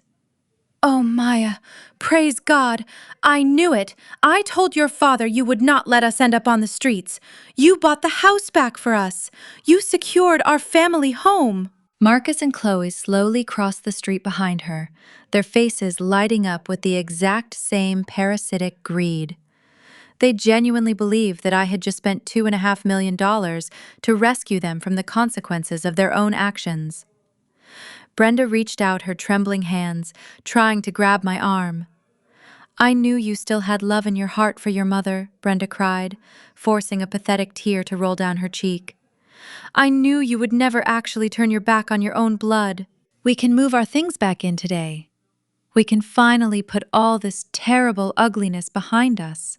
I looked down at Brenda, feeling nothing but absolute, chilling indifference. I smoothly stepped back, ensuring her hands grasped nothing but empty air. I slowly folded the property deed and slipped it safely into my handbag. "You are completely delusional, Brenda," I stated, my voice perfectly level and devoid of any warmth. "I did not buy this property to save you. I bought it because I wanted to hold the deed to your destroyed empire in my own hands." I looked past her, making direct eye contact with Marcus and Chloe, who immediately stopped walking toward the porch. "This is my property now," I continued, "and you three are officially trespassing on private land." Brenda's fake smile instantly collapsed, twisting into a mask of pure horror. "But the house," she stammered, looking up at the grand pillars. "It is our family home, Maya. You cannot just leave it empty." "I am not leaving it empty," I replied smoothly, a cold smile finally touching my lips. "I am erasing it." I turned my body and raised my right hand, signaling down the street. From around the corner, the loud, roaring hum of heavy diesel engines suddenly filled the quiet suburban neighborhood. Brenda, Marcus, and Chloe whipped their heads around, staring in utter shock as a massive fleet of yellow construction vehicles, including heavy-duty excavators and a wrecking ball, rolled aggressively down the street, heading straight for the driveway. Watching Trent being dragged out of the federal courtroom provided a profound sense of closure. But the financial shockwaves of his massive fraud were still tearing through my parents' manufactured empire. 2 weeks after the sentencing, the bank officially foreclosed on the sprawling suburban estate Brenda and Marcus had called home. That massive brick house with its manicured lawns and grand pillars had always been a physical monument to my trauma. It was the place where they had hosted lavish dinners using my stolen college fund.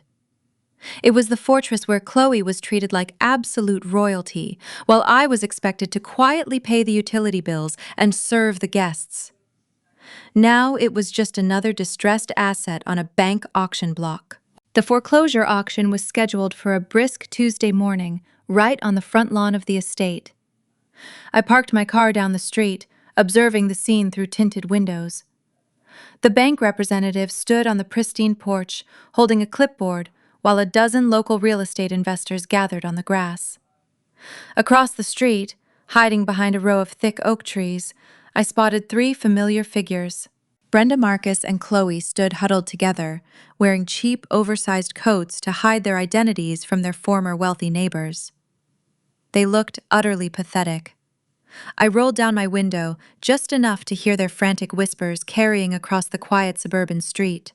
Marcus was pacing nervously, clutching a crumpled real estate brochure. "Some out-of-state investor will buy it," he muttered, attempting to sound confident. "We just need to find out who the buyer is and explain our situation. I can offer to manage the property for them. We can negotiate a lease agreement." Brenda nodded eagerly, wiping tears from her face. "Yes, Marcus. The Lord will provide a way for us to stay in our home. A rich developer will buy it, and we can just rent it back until Trent's appeal goes through." They were still completely trapped in their toxic delusions, actively believing their fake, high society status would magically save them from homelessness. Chloe simply glared at the house, shivering in the cold morning air, stripped of her designer wardrobe and her unearned arrogance. The auctioneer cleared his throat and began the rapid-fire bidding process. The opening bid started at $1 million. The local developers raised their paddles back and forth, driving the price up steadily. From my car, I watched the numbers climb higher and higher. 1.5 million, 1.8 million. The investors began to drop out one by one, unwilling to overpay for a property tied to a highly publicized federal fraud scandal. When the bid reached $2.1 million, a heavy silence fell over the lawn. The auctioneer raised his gavel, preparing to finalize the sale to a local property flipper. I opened my car door and stepped out onto the pavement. $2.5 million, I called out, my voice cutting sharply through the crisp morning air. Every head turned in my direction. I wore a tailored ivory pantsuit and my posture perfectly straight as I walked down the center of the street toward the estate. The remaining investors lowered their paddles, completely intimidated by the sudden, massive jump in the bidding price. The auctioneer looked at me with wide eyes, scanning the crowd for any counteroffers. "Going once? Going twice? Sold for $2.5 million in cash." I walked directly up the driveway, my heels clicking against the expensive cobblestone that my stolen future had helped pave.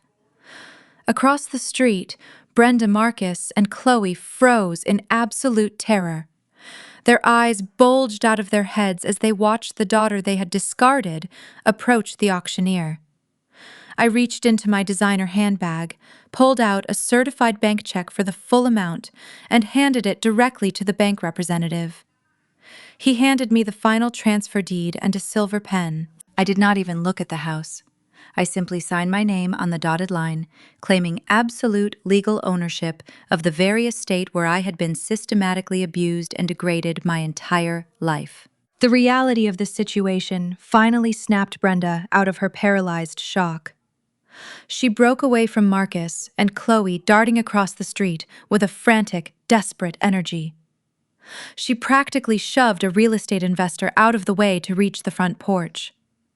Her face was flushed with a sickening mixture of relief and deeply manipulative maternal affection. "Maya," she gasped, clutching her chest as she stopped at the bottom of the porch steps. "Oh, Maya, praise God. I knew it.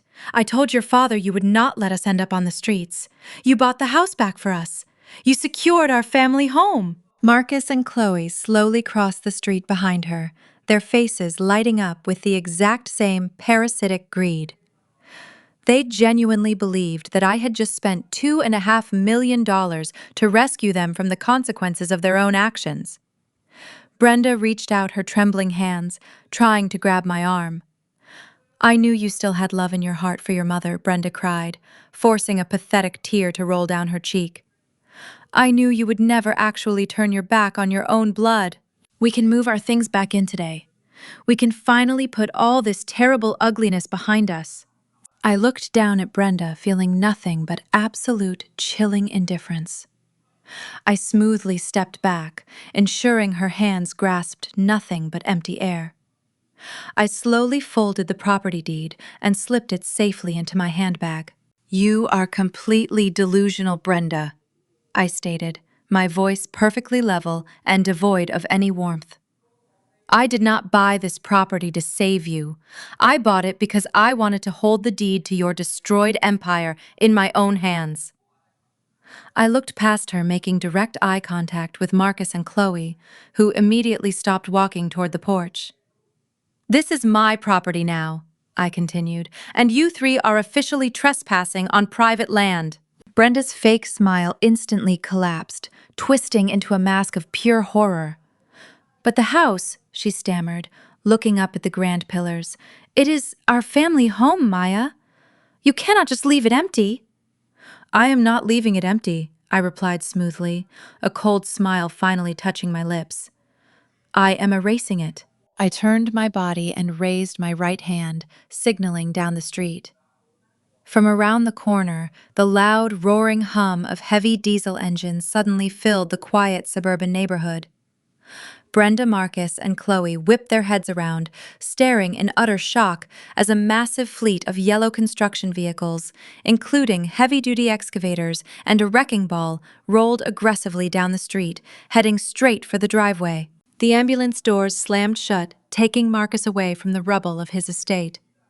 I watched the flashing red lights disappear down the street, feeling nothing but the cool breeze. My phone began vibrating in my palm before the ambulance even reached the main highway. The caller ID flashed, "Brenda." I answered. "You are a monster!" Brenda shrieked, her voice echoing with panic and venom. "Your father is having a massive heart attack in an ambulance and you just stood there. You watched him collapse and you did not even get in with us. You are a demon, Maya. If he dies, his blood is on your hands." She expected me to break. She was wielding the ultimate weapon of familial guilt, the same guilt trip she had used for 32 years. In our community, the expectation to sacrifice your peace for your parents is heavy, but I had severed those chains. "I called the paramedics, Brenda," I replied, my voice devoid of emotion. "That fulfills my legal obligation as a bystander. Marcus is having a heart attack because his body could not handle watching his fraudulent legacy get crushed. That is on him, not me." "You have to come to the hospital," she demanded, ignoring my reality. "You need to pay for a private cardiac suite." "We do not have any medical insurance. The government seized it all." "You must come down here and fix this." "I am not coming to the hospital," I stated clearly. "I am going back to my office to finish my workday. Do not call me again." I hung up and blocked her number. Later that afternoon, Brenda sat in the crowded waiting room of the county hospital Marcus had been stabilized. But the bills were already mounting. When she saw a tall man approach, her eyes lit up with desperate hope. It was my attorney, David. Brenda stood up, expecting him to hand her a blank check or a message of apology from her daughter. "Where is she?" Brenda demanded, looking over David's shoulder. Did Maya finally come to her senses? David did not smile. He opened his briefcase and handed Brenda a white envelope. My client is not coming, David informed her in a sharp professional tone. She sent me here to deliver these documents. Marcus has been transferred to a standard recovery ward, and the initial emergency room fees and stabilization costs have been cleared. Brenda snatched the envelope, a triumphant smirk flashing across her face. I knew it, she scoffed. I knew she would not let her own father die in a public ward. She was just throwing a tantrum. Tell her we need a private nurse immediately. You misunderstand the situation. David corrected his voice, dropping to a chilling register. He pointed to the documents in her hand. Those are not gift receipts.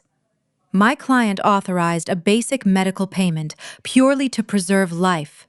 However, every dollar paid to this hospital today has been categorized as a high-interest cash advance. Brenda's smile evaporated. An advance? She stammered, looking down at the hospital invoice. Yes, David continued smoothly. That advance has been deducted from the legal debt you and Marcus signed an acknowledgement of last month. You know, the document detailing the stolen college fund, the 3 years of luxury rent, and the forced financial contributions. Maya is not giving you a penny out of love. She is simply adding your husband's medical survival to the running tab of what you owe her estate.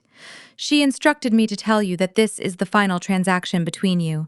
If he requires further treatment, you will need to apply for state assistance. David turned and walked out of the doors, leaving Brenda standing frozen in the middle of the waiting room. The crushing reality of her powerlessness finally sank in. She had no money, no home, and now her husband's very heartbeat was a financial debt owed to the daughter she had thrown away. Late that night, Brenda returned to the cheap motel room they had been renting since the asset freeze. The room smelled of smoke and damp carpet. Chloe was sitting on the edge of the mattress, staring at the flickering television screen. She had not bothered to visit her father in the hospital. The golden child was consumed by her own downfall. Furious that her life of luxury had been ripped away, Brenda collapsed into the armchair by the window, burying her face in her hands. She was physically and emotionally exhausted, drained by the events of the day. Without saying a word to Chloe, Brenda reached down and slid the diamond wedding ring off her left hand. It was a stone, the last piece of jewelry the federal agents had missed during the raid. It was the only remaining symbol of the life she had worshipped above her own flesh and blood. Brenda placed the diamond ring on the nightstand next to the motel lamp.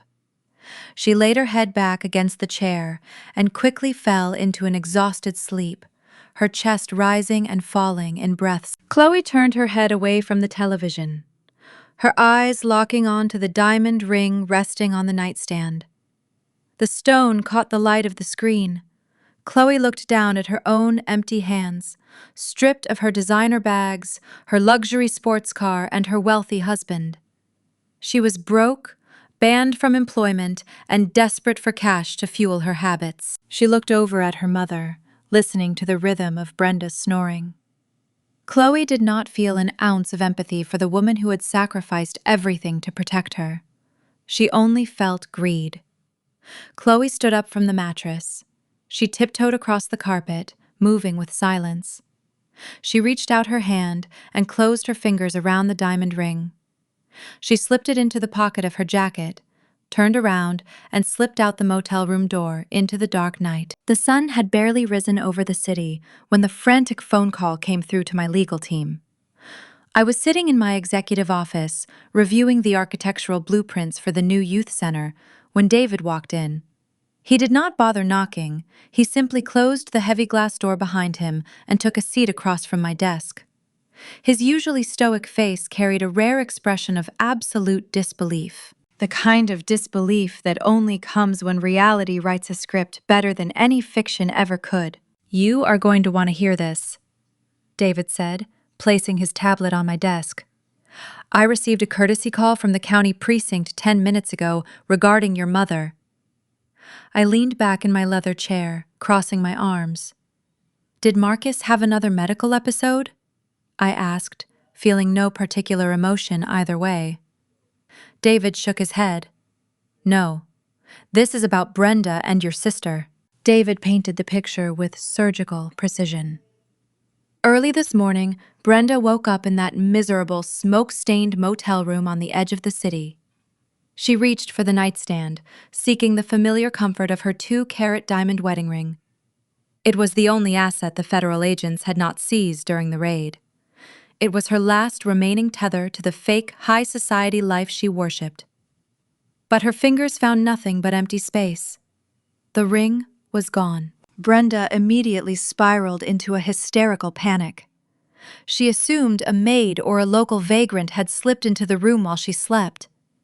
In her frantic state, she completely ignored the fact that Chloe was also missing from the motel room. Brenda dialed emergency services, screaming that she had been robbed of her last valuable possession. The local police responded to the motel and took her statement. In our state, pawn shops are legally required to log high-value items into a central database immediately, along with the government-issued identification of the seller. The police assured Brenda they would monitor the system. They did not have to wait long. Less than 2 hours after Brenda filed the grand larceny report, the stolen diamond ring popped up in the system at a seedy, run-down pawn shop just 3 miles down the interstate. The police dispatched a patrol unit to the pawn shop immediately. When the officers walked through the dingy glass doors, the suspect was still standing at the counter, angrily arguing with the pawnbroker over the cash appraisal. The officers slapped handcuffs on the thief right there in front of the bulletproof glass. They transported the suspect to the county precinct and called Brenda down to officially identify her stolen property. I sat forward, resting my elbows on the blueprints. Tell me Brenda walked into that precinct expecting to see a random stranger, I murmured, already feeling the profound poetic justice settling into my bones. David smiled a tight, sharp smile. She walked into the holding area, demanding maximum charges. The desk sergeant led her to the interrogation room viewing glass. Brenda looked through the window and saw her golden child sitting on a metal bench wearing steel handcuffs. The absolute devastation of that moment must have been earth-shattering. Brenda had sacrificed my entire future for Chloe. She had stolen my $85,000 college fund to buy Chloe a luxury sports car. She had happily facilitated federal money laundering just to keep Chloe wrapped in designer clothes and white privilege. She had thrown away her own flesh and blood, disowned me, and cursed my name, all to build a protective fortress around her favorite daughter. And the moment that fortress collapsed, the moment the stolen money dried up, her precious golden child had not hesitated to rob her blind while she slept. Chloe had stolen her mother's last shred of dignity just to get a quick cash payout. The psychological weight of that betrayal was a punishment far worse than any legal action I could have ever taken against them. The golden child was nothing but a parasite, and Brenda was finally feeling the agonizing bite. As David finished his report, my private cell phone began vibrating on the desk. The caller identification displayed a local county number. It was not a personal cell phone. It was the public phone line from the county precinct lobby. I picked up the device, locked eyes with David, and pressed answer. I put the call on speakerphone so the audio filled my quiet office. "Maya," a voice sobbed through the speaker. It was Brenda. Her voice was completely unrecognizable, stripped of all its usual haughty arrogance and toxic manipulation. She sounded like a hollow, broken shell of a woman. "Maya, please, do not hang up. Please listen to me. I did not say a word. I just let the silence stretch, forcing her to sit in her own suffocating desperation." She took it. Maya Brenda wailed, her heavy sobs racking through the phone line. "Chloe stole my ring. My own baby stole from me. They arrested her. They put her in a cell. She was trying to pawn my ring for a few $1,000s. I was so wrong. I was so incredibly wrong about everything. You were the good one. You were the one who actually worked hard. I sacrificed you for her. and she left me with absolutely nothing. I am so sorry. I am so terribly sorry." Hearing her finally admit her colossal failure brought me no joy. It brought no vindication. It just confirmed what I had known since I was a teenager. Her love was an illusion, and her judgment was fundamentally flawed. "Please, Maya," Brenda begged, her voice pitching into a frantic shriek. "You have all those expensive corporate lawyers. You have the money. You have to send someone down here to get her out. If I press charges, she will go to state prison. She will have a felony record. She will be ruined. Please send David to bail her out. Help your sister. I will do whatever you want. I will apologize publicly. Just save her." I looked down at the blueprints for the new youth center. I thought about the thousands of Black women who had to fight tooth and nail to build their lives because their families drained them dry. I thought about the 14 years I spent building an empire from the dirt while Chloe laughed in my face. I leaned closely toward the speaker of my phone. My voice was perfectly calm, smooth, and devoid of any lingering familial attachment. "Let the law teach her the lesson you never dared to teach," I stated clearly. I reached out and ended the call. I calmly placed the phone face down on my heavy mahogany desk, the final satisfying click echoing loudly in my quiet executive office. Letting the criminal justice system handle Chloe was the absolute final boundary I needed to enforce. I did not shed a single tear for Brenda or the spoiled golden child she had bred into a desperate thief. I simply gathered my building blueprints, walked out of my spacious office, and firmly locked the door on my painful past forever. 6 long months flew by. Winter thawed into a vibrant spring, and with the changing seasons came the physical manifestation of my ultimate victory. I parked my car on the very same suburban street where my parents' luxury estate used to stand. The neighborhood was quiet, the air thick with the scent of fresh pavement. But the towering brick mansion that had served as a fortress for toxic favoritism and fraudulent white privilege was gone. In its place stood a breathtaking masterpiece of modern architecture. It was a sprawling, multi-story complex constructed of gleaming glass, polished steel, and warm reclaimed wood. The design was entirely open and flooded with natural light, representing the exact opposite of the suffocating, secretive environment I had grown up in. This was not a new private residence for me. I had absolutely no desire to live on the soil where I had been systematically degraded. Instead, I had invested $5 million to build the Ascension Center for Black female entrepreneurs. I transformed the literal ground zero of my trauma into a launchpad for women who looked exactly like me. For decades, my parents had weaponized the concept of the black tax, twisting cultural solidarity into an excuse to bleed me dry. They demanded I sacrifice my education to fund their delusions of grandeur. The Ascension Center was my direct counterattack against that generational curse. The facility offered fully funded business incubators, financial literacy programs, and completely free legal representation for young Black women navigating financial abuse from their own family members. I made sure no woman walking through those glass doors would ever have to choose between her own survival and her family's manipulative guilt trips. The grand opening ceremony was scheduled for exactly high noon.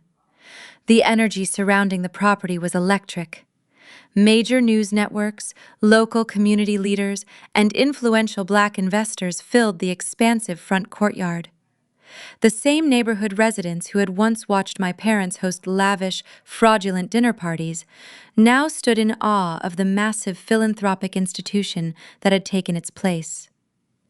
I wore a sharp, tailored ivory suit, projecting power, grace, and financial independence. Photographers crowded around the entrance, their cameras flashing rapidly as I walked up the wide concrete steps. My executive team, my top chefs, and the brilliant women who made up my chosen family surrounded me, offering genuine smiles and unwavering support. There were no blood relatives trying to steal the spotlight or demand a piece of the credit. I was standing entirely on my own merit, surrounded by a community I had consciously built to replace the one that failed me. I stepped up to the podium positioned right in front of the wide, red silk ribbon blocking the main entrance. The crowd fell into a respectful silence. I looked out over the sea of faces, feeling the weight of the moment. I bought this specific plot of land because it was once a monument to theft and illusion. I began, my voice projecting clearly over the pristine courtyard. For years, I was told my ambition was a threat, and my success was merely a resource to be drained. I was expected to shrink myself to make room for people who felt entitled to my labor. But today we are changing the narrative. We are breaking the chains of the black tax. We are ensuring that when a black woman builds a foundation, she gets to own the house. We are teaching our young sisters how to build wealth that cannot be stolen by guilt, manipulated by pride, or erased by family members who refuse to heal themselves. The massive crowd erupted into deafening, deeply emotional cheers. Influential executives nodded in agreement, understanding the harsh reality of the financial burdens I had just spoken about. Reporters scribbled furiously on their notepads, carefully capturing every single word. I calmly picked up the heavy ceremonial gold scissors resting on the velvet pillow beside the podium. I smiled brightly for the flashing cameras, gripping the red silk ribbon tightly. With one smooth, decisive motion, I sliced through the fabric. The ribbon fell away, officially opening the doors to my new empire. The applause grew louder, a roaring wave of validation that washed away the last lingering ghosts of my painful childhood. I handed the heavy gold scissors to my executive assistant and turned to wave graciously at the back rows of the massive crowd. But as my eyes swept over the cheering audience, my gaze snagged on a jarring, disturbing anomaly standing completely still near the far edge of the property line. Half hidden behind the dark shadow of a large catering van stood a skeletal, violently trembling figure. She was wearing an oversized, dirty gray sweatshirt that hung loosely off her emaciated, fragile frame. Her hair, once perfectly styled and constantly maintained by stolen wealth, was now a jagged, unkempt mess of knots.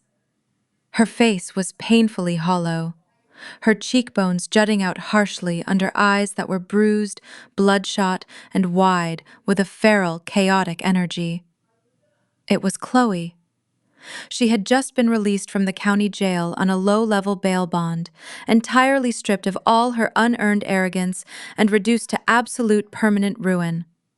The former golden child stood barefoot in the cold dirt, tightly clutching the metal chain-link fence with pale, shaking hands.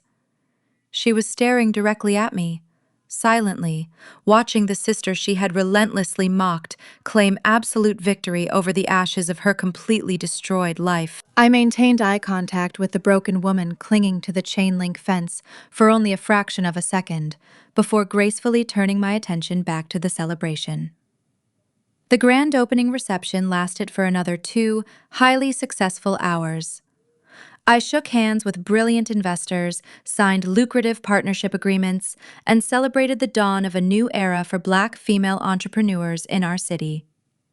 As the bright afternoon sun began to dip below the towering city skyline, the massive crowd finally started to disperse.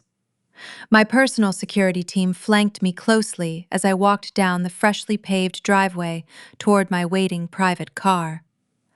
The crisp evening air carried the faint, sweet scent of catered food and fresh floral arrangements. I felt exhausted, but thoroughly fulfilled. Just as my driver respectfully opened the rear door of the luxury SUV, a jagged, trembling silhouette stepped out from the deep shadows of the catering loading zone. It was Chloe. Up close, the complete devastation of her new reality was even more jarring. The former golden child who had once spent thousands of stolen dollars on weekly spa treatments now smelled strongly of stale sweat and cheap street alcohol. Her designer shoes were long gone, replaced by scuffed, oversized sneakers that clearly did not belong to her. My security detail immediately stepped forward, their hands resting on their communication radios, fully prepared to tackle her to the hard pavement. I raised a single, calm hand, signaling them to hold their positions. I wanted to hear exactly what she had to say. Chloe did not scream like she usually did. She did not hurl vicious insults or demand the money she always felt entitled to. Instead, the woman who had spent 32 years relentlessly mocking my mere existence did something I never thought I would witness in this lifetime. She lowered her head, her thin shoulders slumping in absolute defeat, and looked directly at the dirt beneath my expensive heels. "Maya," she rasped, her voice rough, hoarse, and entirely destroyed. "I am so sorry." The pathetic words hung heavily in the chilly evening air. "I am sorry for everything," she continued, her pale hands shaking violently at her sides. "I was horrible to you my entire life. I let Trent treat you like dirt because I was too obsessed with his money, his status, and his proximity to white privilege. I watched Mom and Dad steal your college fund, and I happily drove that luxury Porsche while you worked yourself to the absolute bone in commercial kitchens. I ruined my own life, and I know I ruined a huge part of yours." I stood perfectly still, letting her miserable confession wash over me. It was the very first genuine apology she had ever spoken. But growing up as the designated scapegoat in a deeply toxic household teaches you a very specific, sharp survival skill. You learn to instantly detect the hidden transaction behind every single tear. Chloe was not standing in the cold dirt outside my multi-million-dollar facility just to clear her guilty conscience. She desperately wanted something. Desperation radiates a very distinct foul frequency, and my sister was practically vibrating with it. I did not offer her a comforting smile or a warm embrace. I simply stood my ground and waited. Chloe wiped her running nose with the stained sleeve of her dirty sweatshirt, taking a hesitant, trembling step forward. "The local halfway house kicked me out this morning," she whimpered, looking up at the towering, illuminated glass windows of the Ascension Center. "I have absolutely nothing left, Maya. Nobody in this city will hire me because of the highly publicized federal fraud association with Trent. I am completely blacklisted from every decent job." Then her bloodshot eyes darted back to my face wide, with a pathetic, hungry, manipulative hope. "But you just opened this massive building. You have a huge operating budget. You need maintenance staff. You need janitors. I will scrub the toilets, Maya. I will mop these floors on my hands and knees and take out the trash every night. I will do the lowest, dirtiest jobs you have. Just give me a minimum wage paycheck so I can afford to eat. We share the exact same blood. You are running a center dedicated to uplifting Black women. You have to help your own sister get back on her feet." There it was. The inevitable, calculating manipulation masked as familial duty. Even at her absolute lowest point, smelling of cheap liquor and standing in the dirt, Chloe tried to weaponize the very philanthropic mission of my center to force my hand. She truly believed that offering to do manual labor was the ultimate sacrifice, a grand gesture that would magically erase decades of systemic abuse and financial theft. I looked directly into her sunken, desperate eyes, feeling absolutely no obligation, no familial guilt, and no pity. I smoothly buttoned my tailored ivory jacket, maintaining perfect composure. "You completely misunderstand the purpose of this facility, Chloe," I stated, my voice echoing with icy, unbreakable authority. "I built this center to empower women who are fiercely fighting to break generational curses, not to harbor the toxic parasites who happily enforce them. You do not get to participate in the joyful destruction of my life and then demand a regular paycheck from the empire I built from the rubble." Chloe gasped loudly. her face twisting in sudden, terrifying panic. "But I apologized," she cried, reaching out an empty, shaking hand toward me. I swallowed my pride and said I was sorry. I stepped backward, moving closer to the open door of my luxury vehicle. "Your apology is noted and accepted," I replied calmly. "But you need to understand something fundamental right now. Forgiveness is a tool I use strictly for my own internal peace. It is not an open invitation for you to walk back into my life. I forgive you, Chloe, but I will never employ you, house you, or save you. You must save yourself." I slid into the pristine leather seat of the SUV and nodded to my driver. He firmly shut the heavy door, sealing me safely inside my clean, untouchable world. The powerful engine purred to life. As the car pulled smoothly away from the curb, I looked out the tinted window. Chloe stood entirely alone in the middle of the empty, darkening street, clutching her own arms for warmth.